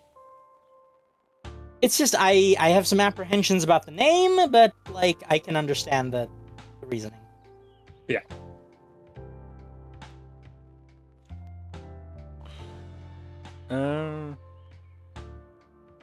Oh God! So Damien didn't even cut his head off. You want to know how he killed him? Oh no! He shoved a grenade in his mouth. Oh, Damien! What the hell, man? So, in many ways, is there really that much of a difference? Because it's basically Actually, I think it might be like less painful with the grenade. I mean, yeah, it's one boom and you're done, but still. Yeah, because like with decapitation, your nerves are still active for a while. It's still kind of brutal, and it's a hell of a way to kill somebody. Listen, we don't talk about Damien's emo phase, okay? His murder hobo phase, yes. Anyway, I think he's another one who commits to the bet. Yes. Yeah. We have so many Just- fucking villains in C tier. Like, I think like Bruce or like one of the Robins or even Alfred just needs to like sit him down a little bit and like tell him like about the nature of language and its changes and the requirements of sensitivity therein. But otherwise, yes, he's cool. The three ghosts I don't of think Batman. he's doing it maliciously, but he should be told.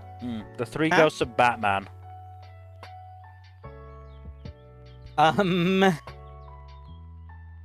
So there is this something Christmas interesting Carol here. one, or... No.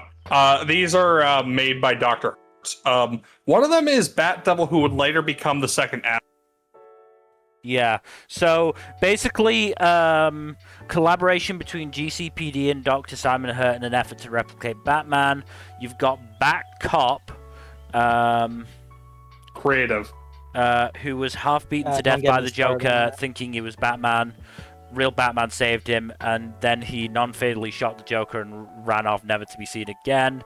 Bat Bane was injected by Venom, fell into a rage, murdered his own family, later shot by a police officer on a rampage. And then Bat Devil was a young police officer who Dr. Hurt wished to replicate Batman's trauma within, so he murdered the family of this guy. God damn, Dr. Hurt. That You is really absolutely are. something Simon Hurt would do. Yes. Yeah.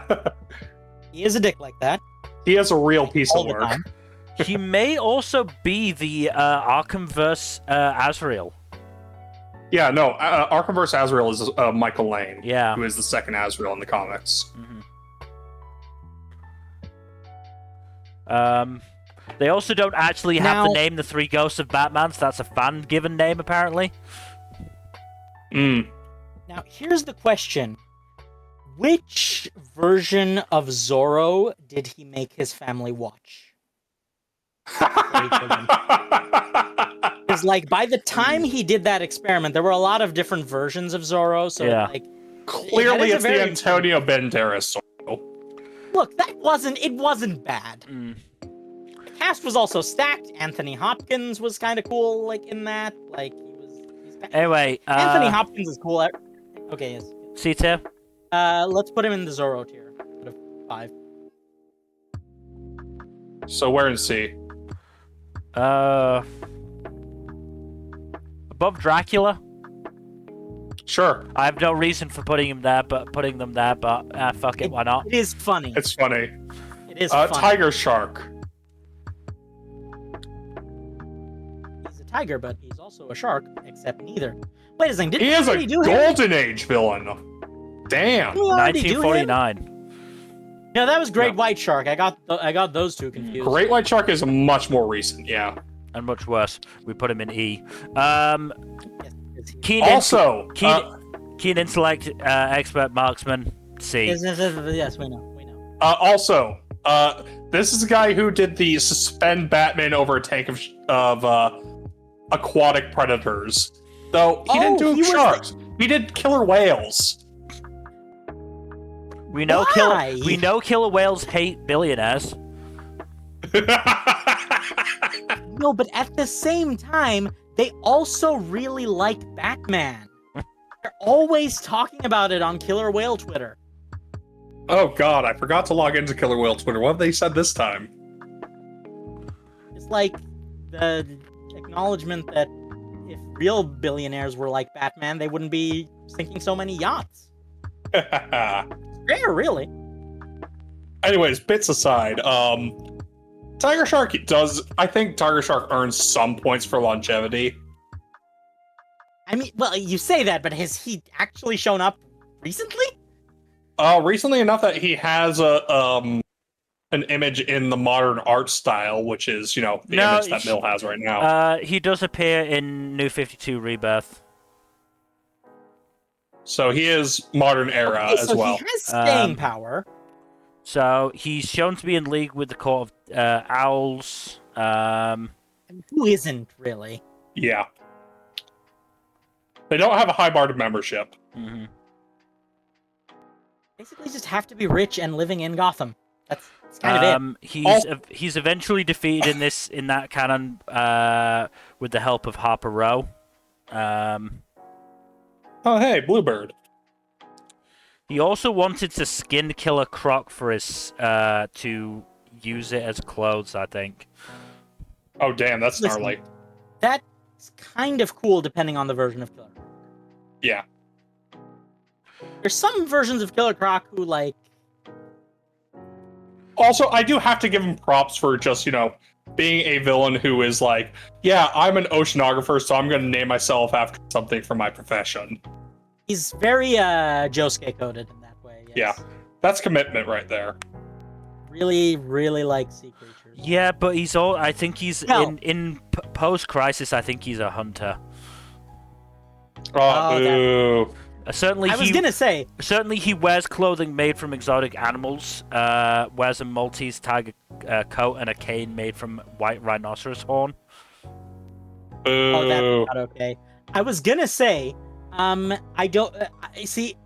I missed the opportunity for the joke. Do you know what the joke was gonna be? Oh. Does he like sea creatures as much as Josuke or as much as Araki? You mean know Jotaro? what I'm saying. Jotaro, yes. Does he like sea creatures as much as Jotaro or Araki? You know what I'm saying? They both like dolphins, but they show their love in very different ways. Anyway, where are we going to put Tiger Shark? I think it depends on whether or not he had sex with a killer whale. No, it doesn't. CLB. That's a B. Staying power helps. I won't say no, but like... Where did you put him in B? Bottom of B? Just above Clue Master. Yeah, that's fair. Trigger Twins. Trigger Twins. Another group. Well, group, pair... Can you call a pair, a duo, a group? Duo. 1993. I think they showed up during Nightfall as well. Who didn't show up during Nightfall? Really? Even besides the ones who hadn't been created yet? Oh, haha, very funny.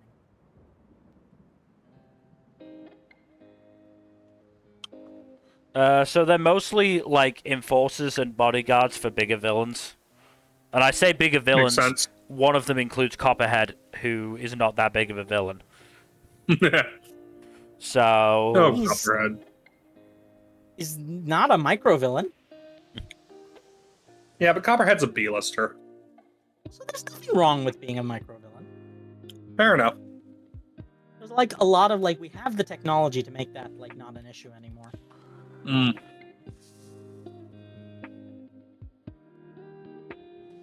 Apparently, they were in the battle that caused Nightwing to reclaim Blackgate from lockup. They were also apparently defeated by Lady Spellbinder in the Battle of Metropolis during Infinite Crisis. Lady Spellbinder? Yeah. Yeah. We talked about when we were talking about Spellbinder. No, we did not. I did. It's Spellbinder's girlfriend who shot him in the head. Oh, you didn't say that she just named herself Lady Spellbinder. I did say Lady Spellbinder. Listen, I do not have the level of cognitive executive function to check the tapes, but someone needs to check the tapes on that. I will check it. I definitely said Lady Spellbinder. No, you did. Mel, you did. Okay, fine. I'm the crazy one then. That's Either way, that minor villains. C. Yes. C is so full. Putting them below Blockbuster because they apparently worked for Blockbuster, which, does not speak well to them. Nah. Tweedledee and Tweedledum. Oh. I yeah, don't like that it's ordered Tweedledum and Tweedledee. Yeah, that's weird. I think that might be intentional. That bothers me. I think that might be the point. Also, their literal names are Deaver and Dumfrey Tweed. But they're not brothers. They are cousins. Yes. That's even weirder, actually. Yeah. But also It looks legal in some similar. states, so But yeah, So they have been around since 1943. So they are longtime mainstays. Even though they are usually like more muscle than anything else, from what I can tell. Also, varying degrees of culturally insensitive, depending on the source yes. material. Funny enough, they don't really work with Mad Hatter all that often. Apparently, they did use did work with him at one point, but they seemed to be the underlings, but were actually mind controlling Mad Hatter. Oh, that's a fun reversal. But, like, what state are they from, and is it legal there? You're still hung up on that? Come on, man. Jack, we have known each other for how many years at this point, and you still have to ask? Yes. Yes, I do. That's more disappointing than anything else, really. I'm actually obligated to ask. So in Detective Comics, in number 841, it was confirmed that Dumfries Tweed had died, and his twin brother Dumfries Tweed had taken his place.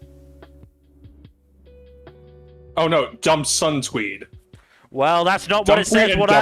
That's not what it says. What I'm reading. It might be a typo. Mel. It almost certainly is a typo, but I find it funny.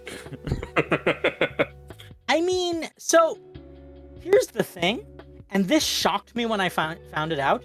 There are Americans who give their children the same name. Yeah, no, that's fucking weird. Your country, Jack. Explain. I don't know.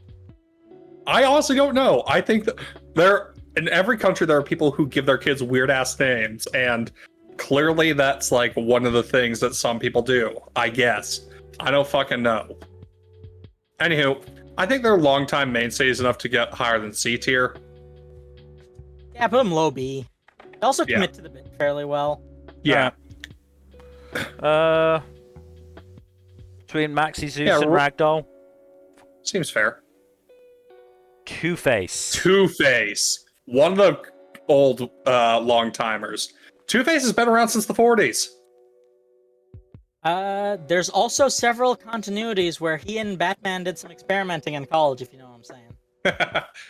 I mean, Two-Face, Harvey Dent being an old friend of Batman's before his heel turn is like a pretty iconic feature of him. A recurring feature. It is a pretty consistent, character trait.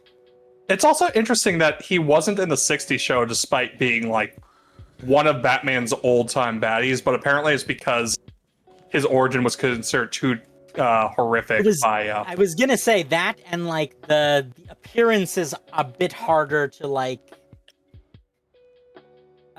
make fun for network television. Funny enough, they did apparently plan to include him in the fourth season, but the show got canned before it could happen. So it may have been that they found a workaround, or it may have been that was just a rumor, and they did want to include him, just couldn't find a way. By that point, it had reached enough critical mass that it wouldn't have mattered if they did a bit of a darker turn. Maybe. Regardless, the show is canceled, so we'll never know. Though he does show up, they did do a Batman versus Two-Face animated film based on the 60s show, which is pretty neat. Apparently, all that is to say, he's been around for a long time and is a mainstay. Apparently, his original name was Harvey Kent. I wonder why they changed it. Changed that, yes. I have to think that there was a discussion whether they would actually make him really interesting. Whether they would actually make him a fucking relative of, the Kents, or if they just changed his name. He was like Ma and Pa Kent, like nephew or something. Yeah, that'd been so fucking funny. Really funny. Because Martha. Why did you say that name? Anyway, he's got to be an S, right? Wait a second. They changed Harvey Kent to Harvey Dent because of Superman, but they kept their mother's names the same? It's funnier that way. Yeah. Also, but yes, go I also think Two-Face should be top of S. I will not say top. Because he's one of Batman's most recurring foes. He has a strong personal connection to Bruce Wayne's, and also, like, he plays very heavily into Batman's secret identity duality mode in a way that most other villains don't. He is a very good foil to Bruce. Yes, but also I don't like him as much. You don't like what now? I don't like him as much. That's my entire. You don't like his face? Him, just in general, as much as some of the others. So I think this is just me being subjective. Until DC gives the fan base what it wants, which is a show based around Harvey and Two-Face being opposing sides of a courtroom, I would have to agree not putting him top of S. I do think just below Joker, though. Okay, I can live with that. So for a second there, I thought until they have him have a sloppy threesome with Batman and Hush. God.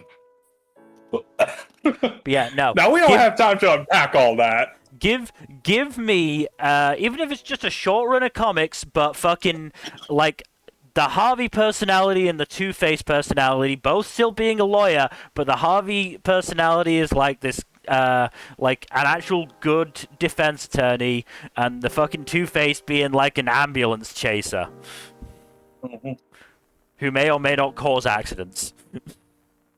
Give me that, damn it, DC. Vandal Savage. So that would require. Okay, so as we've discussed in the Al Ghul segment, Vandal Savage is very old and really wishes he wasn't. Vandal Savage is interesting because, like, there are so many different versions of him across continuities, and also, like, they play with his motivations quite a bit. Sometimes he just, like, wants to conquer everything because he's bored. Sometimes he has, like, a grand overall agenda. And sometimes he's just like, I am tired of living already, fucking kill me. Then why is he going to Batman? Well, he's a Justice League villain usually, not a Batman villain. So it's not. So here's the thing: he does have some standalone stuff with Batman, right? That's not unusual. The issue is that generally he's on his cycle, and his cycle is synced with Batman. Is what I'm trying to say. He only antagonizes Batman when he's not trying to die.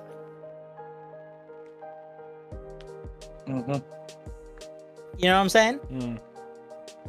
Yeah. I mean, he's really good, like, in, like, Young Justice and Justice League Doom, for example. If you're looking adaptationally. He's also good in the Justice League cartoon.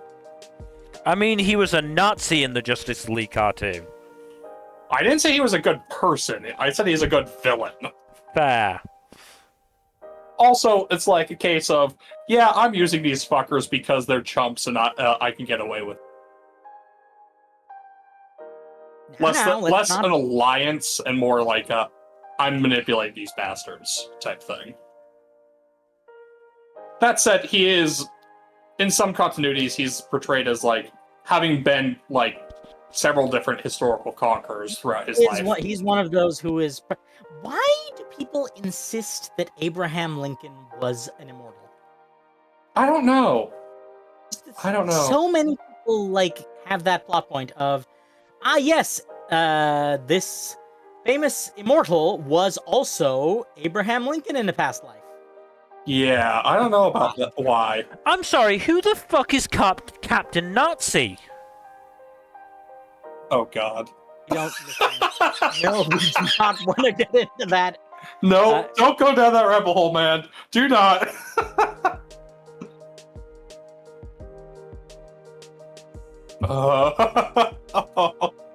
He's going down the rabbit hole. I'm so sorry, Mil. I'm sorry you have to find out about this one.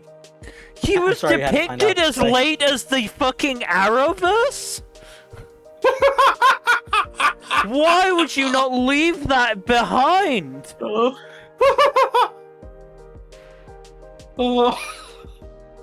Some things are best left in the past, Bill.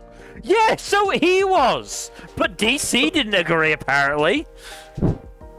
Listen, you know what DC is like.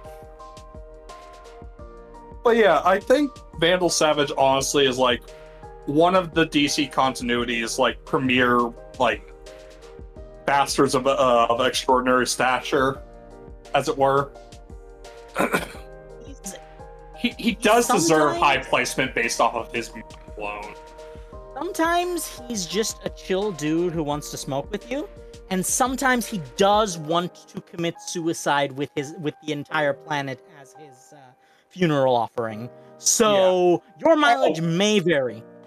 Do you remember that episode of Justice League where Superman gets sent to the distant future and he meets Vandal Savage as the only person alive?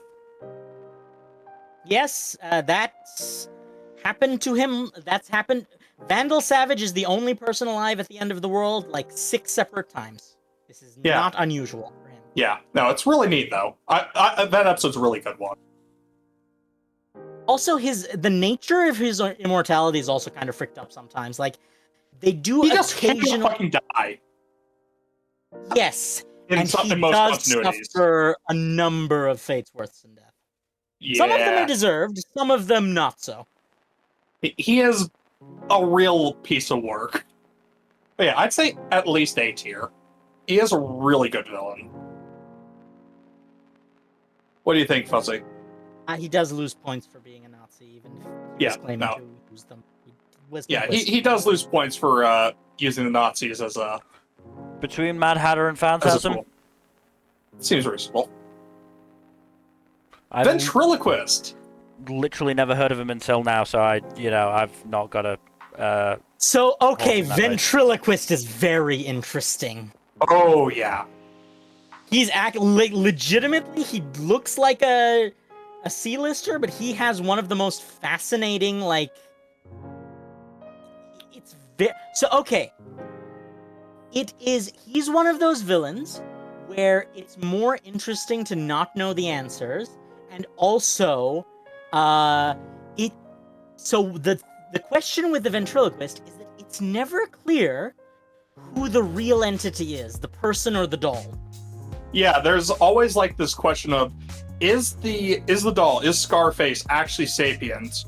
And using Arnold Wesker, the person, as basically a vehicle to move around, or is it all just Arnold being insane and using Scarface as a mouthpiece for his insane urges? Or both. Or both. Remember that in the DC universe, it could be both. Like split personality type thing. No, I mean like this puppet could literally be sapient and he could also be crazy. Yeah, that too. It's there's that ambiguity that's almost always there, and it's very interesting to see in action. One of those rare things where he is consistent in that ambiguity. Yes, and also he's from the 80s. Yeah, he's post-crisis, which is also pretty cool. Like, he's one of the more recent villains who I'd say definitely merits a pretty high placement. He's also underutilized. Because he's always... So you can tell that the reason he has such consistently decent writing is because the only people who utilize him are people who are already fans. Mm-hmm. Right? Only the writers who actually, like, know the character actually care enough to use the character, which is a good thing in the long term. Mm-hmm.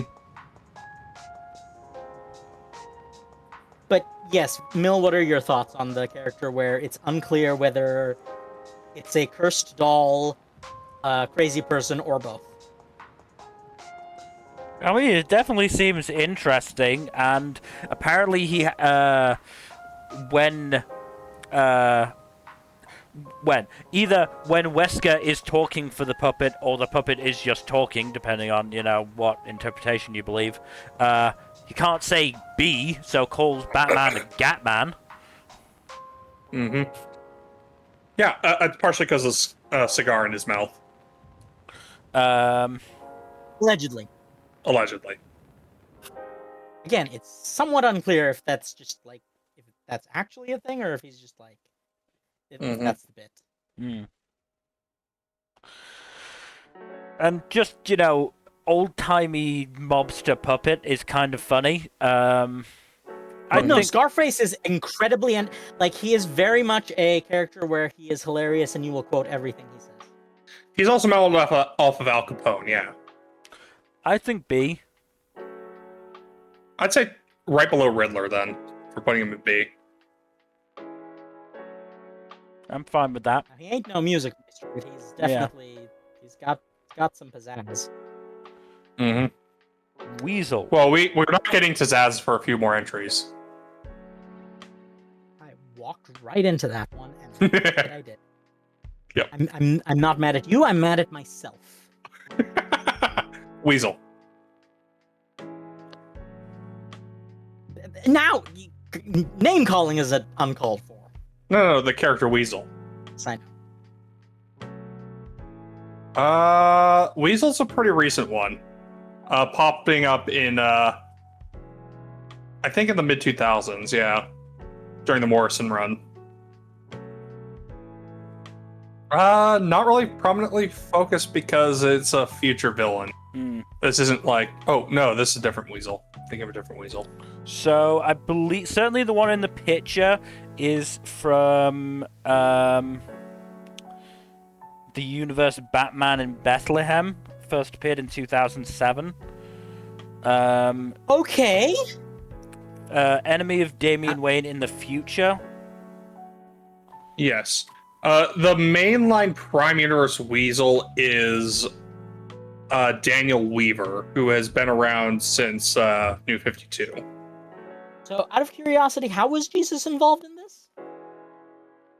It's part of, it was in, I think, Detective Comics 666. Okay, that is funny. Yes. It's very, thematic. Which is like a kind of a snapshot to the future with Damian Wayne as Batman. That's a bit on the nose. Funny enough, I'm pretty sure more recent writers have moved away from the idea of Damian succeeding Batman to Bruce to the mantle of Batman. Because, yes, I'm pretty sure both Dick and Cassandra have much greater preference for for that mantle.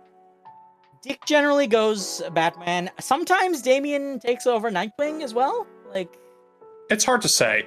They've because of DC editorial never letting things move forward much. We'll never really know. Here's the fricked up part. It's really, really fricked up that they made John grow up but made Damian stay a child. Yeah. I'm not going to debate you on that. Someone needs to be I'm not going to say what I think should be done. Ritually sacrificed to a volcano god, yes. Anyway. Yes, Anyway. This guy seems very, very minor. Yeah, unless we're talking about the one that shows up in the Suicide Squad Squad this movie. Is a different Weasel. No. Yeah, I thought as much. There's a lot of those, yes. It's a necessary Weasel. Mm. C tier. Yeah. Where in C tier again did you put him? Sorry. Fucking between Falseface and Amygdala. Gotcha. Yeah. And Whisper to Air. I believe she's a recent one. Didn't we already have a Air? 2000, yeah. Maybe, probably. She is a snake. She can turn into a snake and spit acid. Formerly an agent for the late Ra's al Ghul, he gave Whisper a serum that grants her immortality and the ability to shapeshift. Partnered with Kyle Abbott, officially her bodyguard. She is a snake lady. Kyle himself a wolfman. Neat. So they're... Yeah, I'm not going to finish the thought. You know what I was Bow chicka bow wow, yes, presumably. No, I was... the other thing. Oh no, she spits acid in his face whenever he fails. Only when he fails? I mean, presumably, yeah. She is very much a femme fatale. Mm-hmm.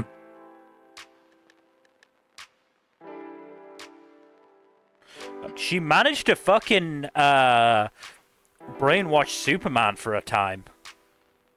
Oh, that's impressive. No, it's not really. Oh wait, you're right. It's not. It That's would one be of the, like- impressive. That's one of the things that does consistently happen to Superman, is the brainwashing. Poor Superman gets mind whammied so fucking often. It's like, what else are you gonna do with him? Something or other, I guess. Yeah, no, it's like... Yeah, Superman gets mind whammied a lot. It's no big deal, don't worry about it. Anyway. I check you into it. I think she has an interesting enough, like, power set to go into, like, high C, low B. I wouldn't Maybe say low B. I wouldn't say low B if I'm honest. Okay, high C then. Maybe below KG Beast. Yeah, I think so. White Rabbit. White Rabbit. Very recent. This one is a new 52. And she has a very, We'll talk about the superheroine slash super villainess design thing, yeah. Well, yes, we will get to it one day, but today is not that day because... We're already over 2 hours, yeah. Yeah. Yeah, no, she has a, let's say an attractive design. What? She's too recent. He hasn't done anything. I'd say low she's C then, yeah. Hot bunny lady. Join the club. I play a hot bunny lady in Final Fantasy XIV. It's not that weird. Yep. She can apparently split herself into two. Neat. And has enhanced speed, apparently. Neat. So split herself into two in like the sawed in half kind of way, or clones? Clones. Clones. That's much less interesting. I was picturing like, you know, White Rabbit, like the magician thing. Yeah. If she did the whole, she sawed herself in half, and then the two halves acted like buggy Yeah, style. but that'd be less handy. Anywho, know that there was a joke there, and I chose not to make it. I appreciate your restraint. Thank you. Yeah, she just hasn't done enough. You can put her like higher for the design. I mean, it's not that she's too new; it's that she's not been utilized enough. Yeah. We'll put it with the Below Signal Man we'll seems fair. We'll put it with the commit to the bit group. Wrath. Pre-Crisis, actually. Interesting. There's two versions, one of which was killed off at some point. He's a cop killer, which I don't know if that helps or hurts. Listen, we're not allowed to say what our opinion on that is. It seems like he's basically just an anti-Batman.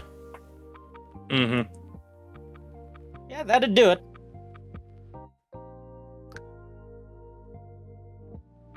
Again, not that unusual, really. So yes, the first Wrath dies during a showdown with Batman. The second one appears, who turns out to be a twisted version of Robin.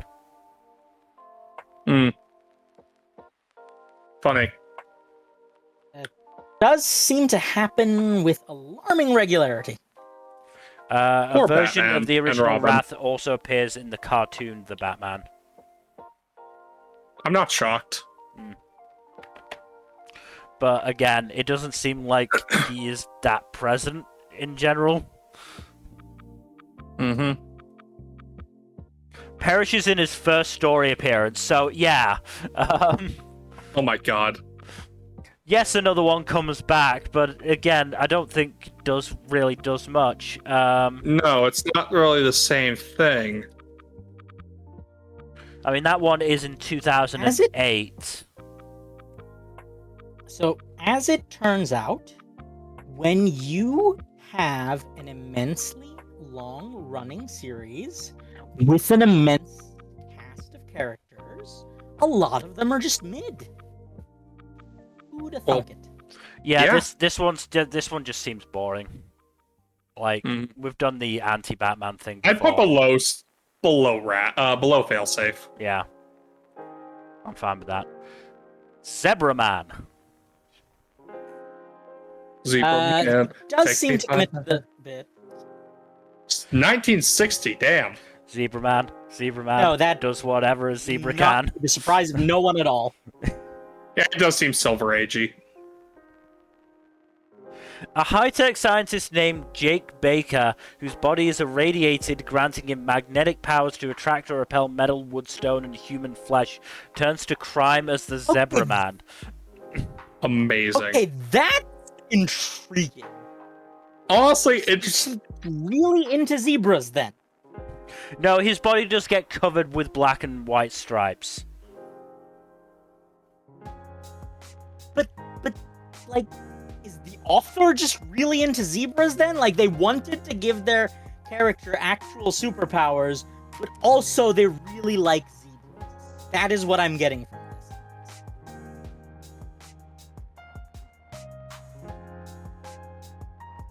You know what I'm saying? Mhm. He's also apparently been on the Suicide Squad. Who hasn't, really?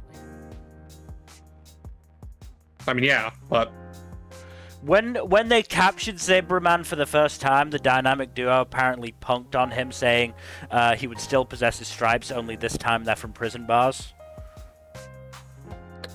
classic humor. That's a classic line.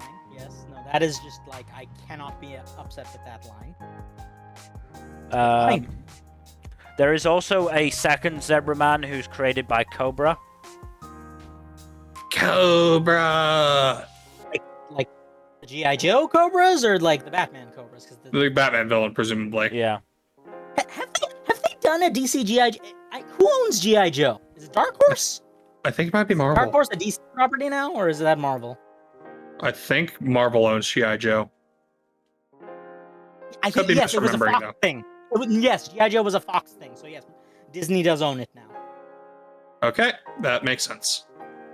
Apparently Black Lightning kicked his ass at one point. Nice. But again, just... Sure, that's not a dig. Black Lightning's just general. So okay, Black I love Lightning Black is Lightning. cool, but also, someone made it. I forget who made the point. Someone made a very good point. Find a black superhero Yeah, does we've, not have black. Yeah, Fuzzy, we actually talked about had, it on stream. we've had this conversation. We can have it again, but not right now. Oh god, yeah, It is- we're gonna it hit is- 2.5 hours. It is depressing how few black superheroes do not have lightning powers or a name that includes the word black. But Yeah. Anyways, you want to do C on this one as well? yeah.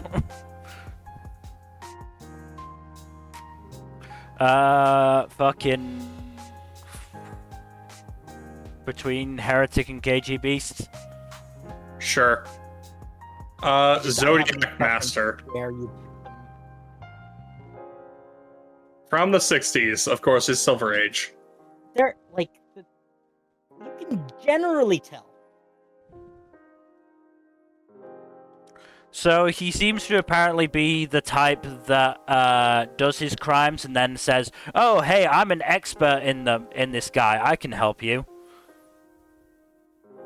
Oh, okay, that's kind of interesting. At least he acknowledges that it's his fetish. Mm. A lot of people don't have that level of self-awareness. He also uses his supposed astrological skills to predict these various crimes that he's causing. Rob, okay, yes, Okay, That is- I respect the hustle. I do respect the hustle. At the same time, there's a slight problem. In the Uh-oh. DC universe, that could be actual magic. It's very unclear. You know, it was really unclear. Anyway, he's been around a while. There's a second Zodiac Master, but he's a Birds of Prey villain, so... He does appear as late as 2005 when he escapes incarceration, is recaptured by Batman, Jim is not impressed because Gotham is apparently undergoing race riots, which he considered a greater priority than stopping largely harmless costume villains. However, this is actually just a dream when Batman was rendered comatose during a clash with Riddler, of all people.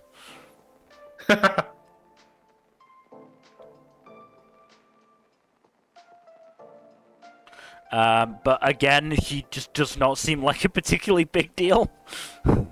No. Yeah. Another C tier, I guess. Yeah. Like his big appearance is in his debut in 1964. He appears once or twice more, and that's it. So, I have a couple of interesting ones left, so we are going to end on a high note. Yeah. Put him above Piero Lunaire. Victor Zsasz. Victor Zsasz is interesting take on the whole serial killer thing from Batman's perspective. Wow, or he from only started Thompson's. he was only created in 1992. Yup. So Pretty recent. Relatively new. And yet, he is probably one of the most disturbing Batman villains. Yeah. He's kind of, like, so here's the problem. He is just a dude, but he's like weird about it. Yes.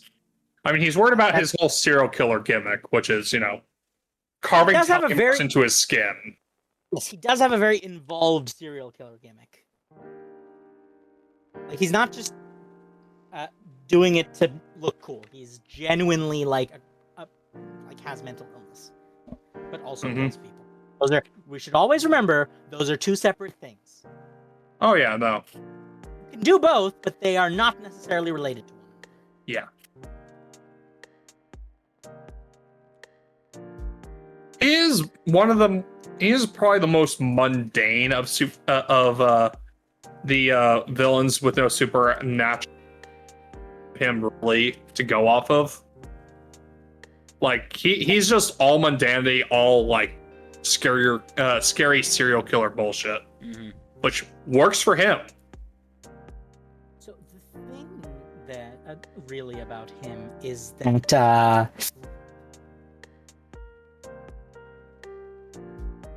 he tends to function best when he's just being a pain on top of other stuff Oh yeah.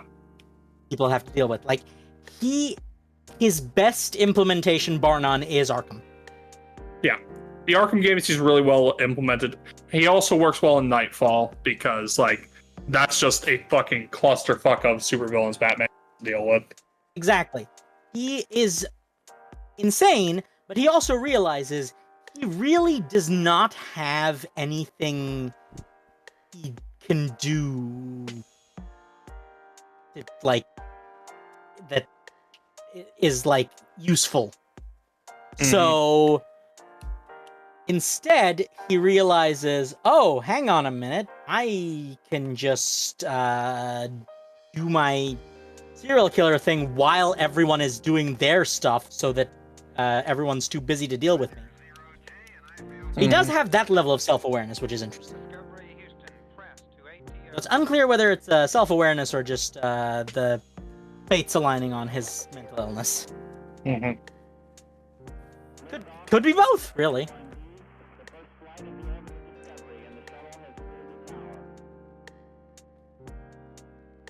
Yeah, no, he's a very interested. I mean, He's Mil, one of the- you've played Arkham. What Yeah. are your thoughts on him? I mean, he is interesting in his mundanity.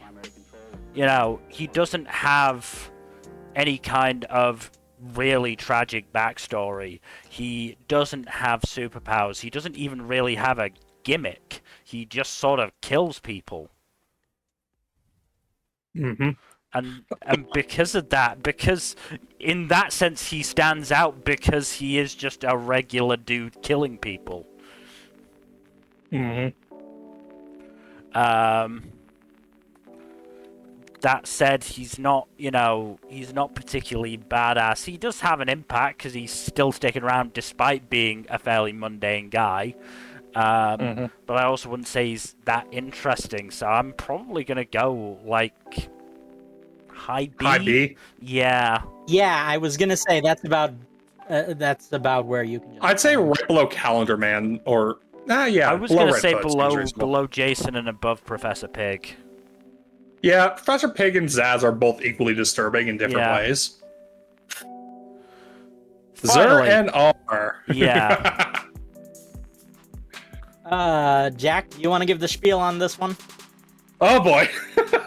So, I don't remember exactly when this happens, but at one point, Bruce realized that he needs a way to deal with enemies when he is mind whammied in some way. So he created this split personality of his called the Batman of Zer and R, who is just absolutely fucking unhinged, even more so than Batman normally is.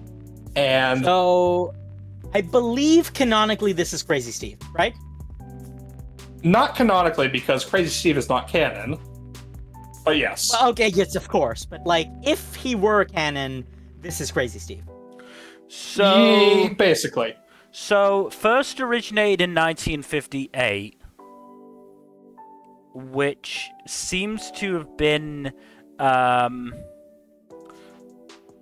Bruce seems to have been teleported to another planet, Zer-NR, and is met by a scientist who decides to become his planet's version of Batman. Presumably the Batman of Zer-NR. Then during the modern age, it was Dr. Hurt who gave him a hypnotic trigger.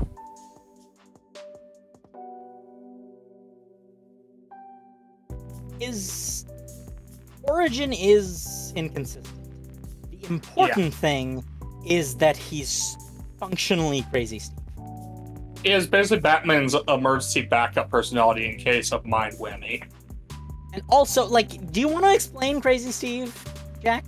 So Crazy Steve is what Linkara took to calling the version of Batman written by Frank Miller post The Dark Knight Returns. Right. Specifically the one in All-Star Batman and Robin. Which, Batman acts like an unhinged lunatic even more so than... To a degree that is, quite frankly, he acts awful. like an unhinged lunatic in, like, a bad way.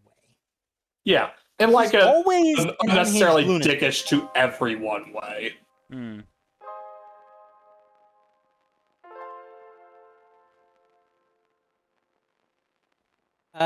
Like, this is the version that casually slaps around Robin. This is the version that kills people by running them over with the Batmobile. Oh yeah. So this is Frank Miller this is decided that was a good idea. This is the start of the Snyderverse. Yes, Batman. Yes, Okay. he is responsible Frank for. Miller is, yes. Yeah, the crazy He is in Steve fact Batman. responsible for Batman. Right. Yeah. Great. Yeah, blame Frank Miller and Zack Snyder for all that bullshit. Yeah, Batman Zer-NR is interesting. He only really becomes a villain in one storyline in which basically he uploaded himself into Failsafe Right. and fought Batman directly. As one does. Mm-hmm. Yeah. But yeah, he's just it's weird because he is essentially canonically he's What If Batman but with bad writing. That is canonically what he is. Yeah. And we know how bad Batman can be with bad writing. So Oh yeah. that's why it's so interesting to talk about him, because he's very meta in that way. Mm-hmm. If that makes sense. I'd say B tier for the meta of it all, honestly.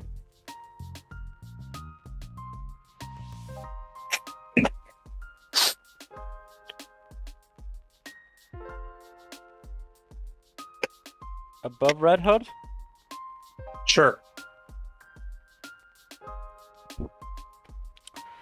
Okay.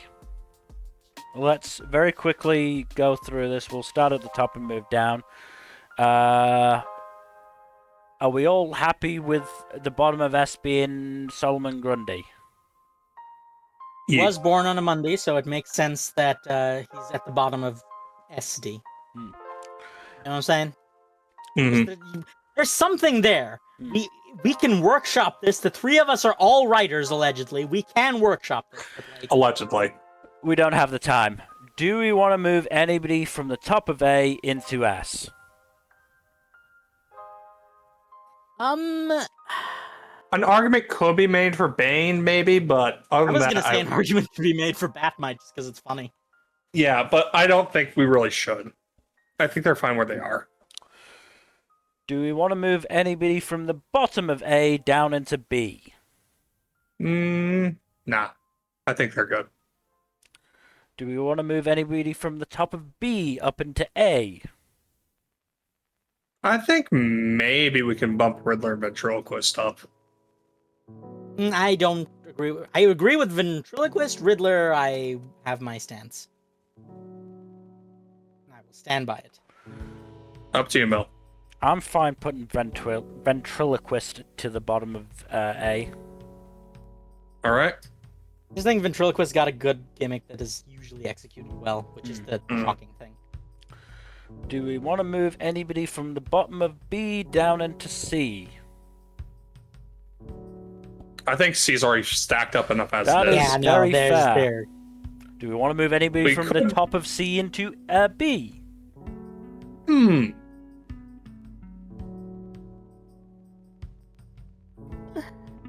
Not really. Not off the top of my head, no. We could put a couple from bottom of C into D, though. I was gonna say, do we want to basically sort Yeah, of that would be the go- movement we're making if we have to make it. take a cutoff point and move everybody below that down to D? Yeah, what would you think the cutoff point should be, is the question. Probably Dr. Hurt. Dr. Hurt might maybe actually be a lot higher, if I'm brutally honest. Yeah, in hindsight, especially with Dr. how Hurt, I involved say he is. we should bump him up to the highest row in C. And then move everyone who's originally below him to D. I'd say move everyone from False Face on down lower. Alright.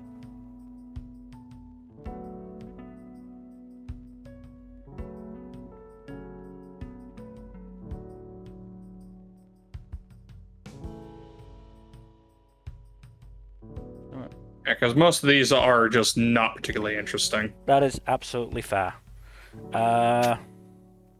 Anybody from D down into E? No. Anybody from E up into D or down into F?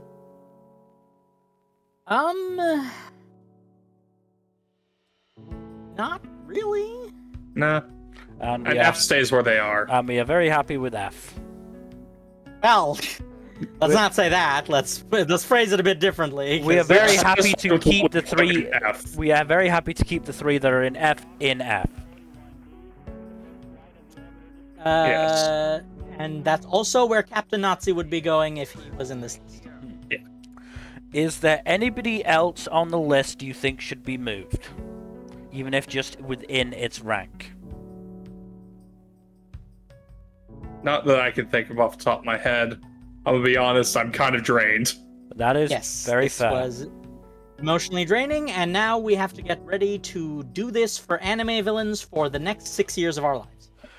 It's not gonna be that long. It's gonna be 6 weeks, probably. Jack and I have already month. agreed that we are going to be a lot harsher on tangents. We have to Yes. stay focused. I will let you be the trip sitters then, and I will shut up when you tell me to. We will have the bonk button ready for any divergences. Well, I- you have to have that because I don't have access to it. Right.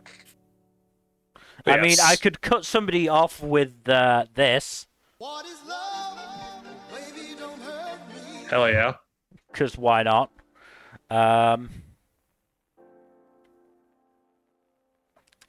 But yes, so that is our Batman Rogues Gallery tier list. Top of S, Catwoman, Joker, Two-Face, so on and so forth through this, ending with Deathstroke because he is a paedophile. All right.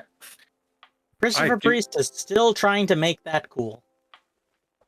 Christopher Priest needs to get the fuck out of the comics industry. But So here's the thing: he just needs to not be allowed to write Deathstroke. Why the fuck does the community ranking have the Horde of Owls at the top of S? I don't know. Age. It might be a demographic thing. It could be that Court of Owls was their first like major arc. Maybe. How dare they have Jackanapes and D? That's just illogical, honestly. Mm-hmm.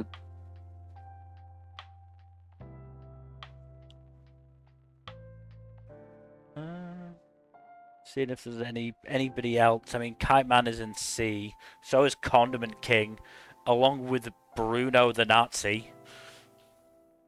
Okay, so this is completely an unreliable list, is what we're getting at. They often are. Yeah, to be community. fair. Yeah, the community rankings are very weird usually. Gentleman Ghost Yeah. got into A at least. I'm shocked that Joker and Yes. Catwoman aren't in S. Shall we end the stream because I do need to go? Yes. That is everything we've got for today. So thank you everybody for watching. Hopefully you enjoyed. In terms of future stuff, Tuesdays, Thursdays, Saturdays, and Sundays. Saturday is in fact the first part of our anime villains tier list. We have 400 villains on it. We are not finishing it in one go. Fuck no. Please do give us a follow here on Twitch and all that YouTube stuff. Like, subscribe, leave a comment down below, and please press that bell icon, yo. And otherwise, hopefully we'll see you on Saturday. Good night. Later. Bye-bye.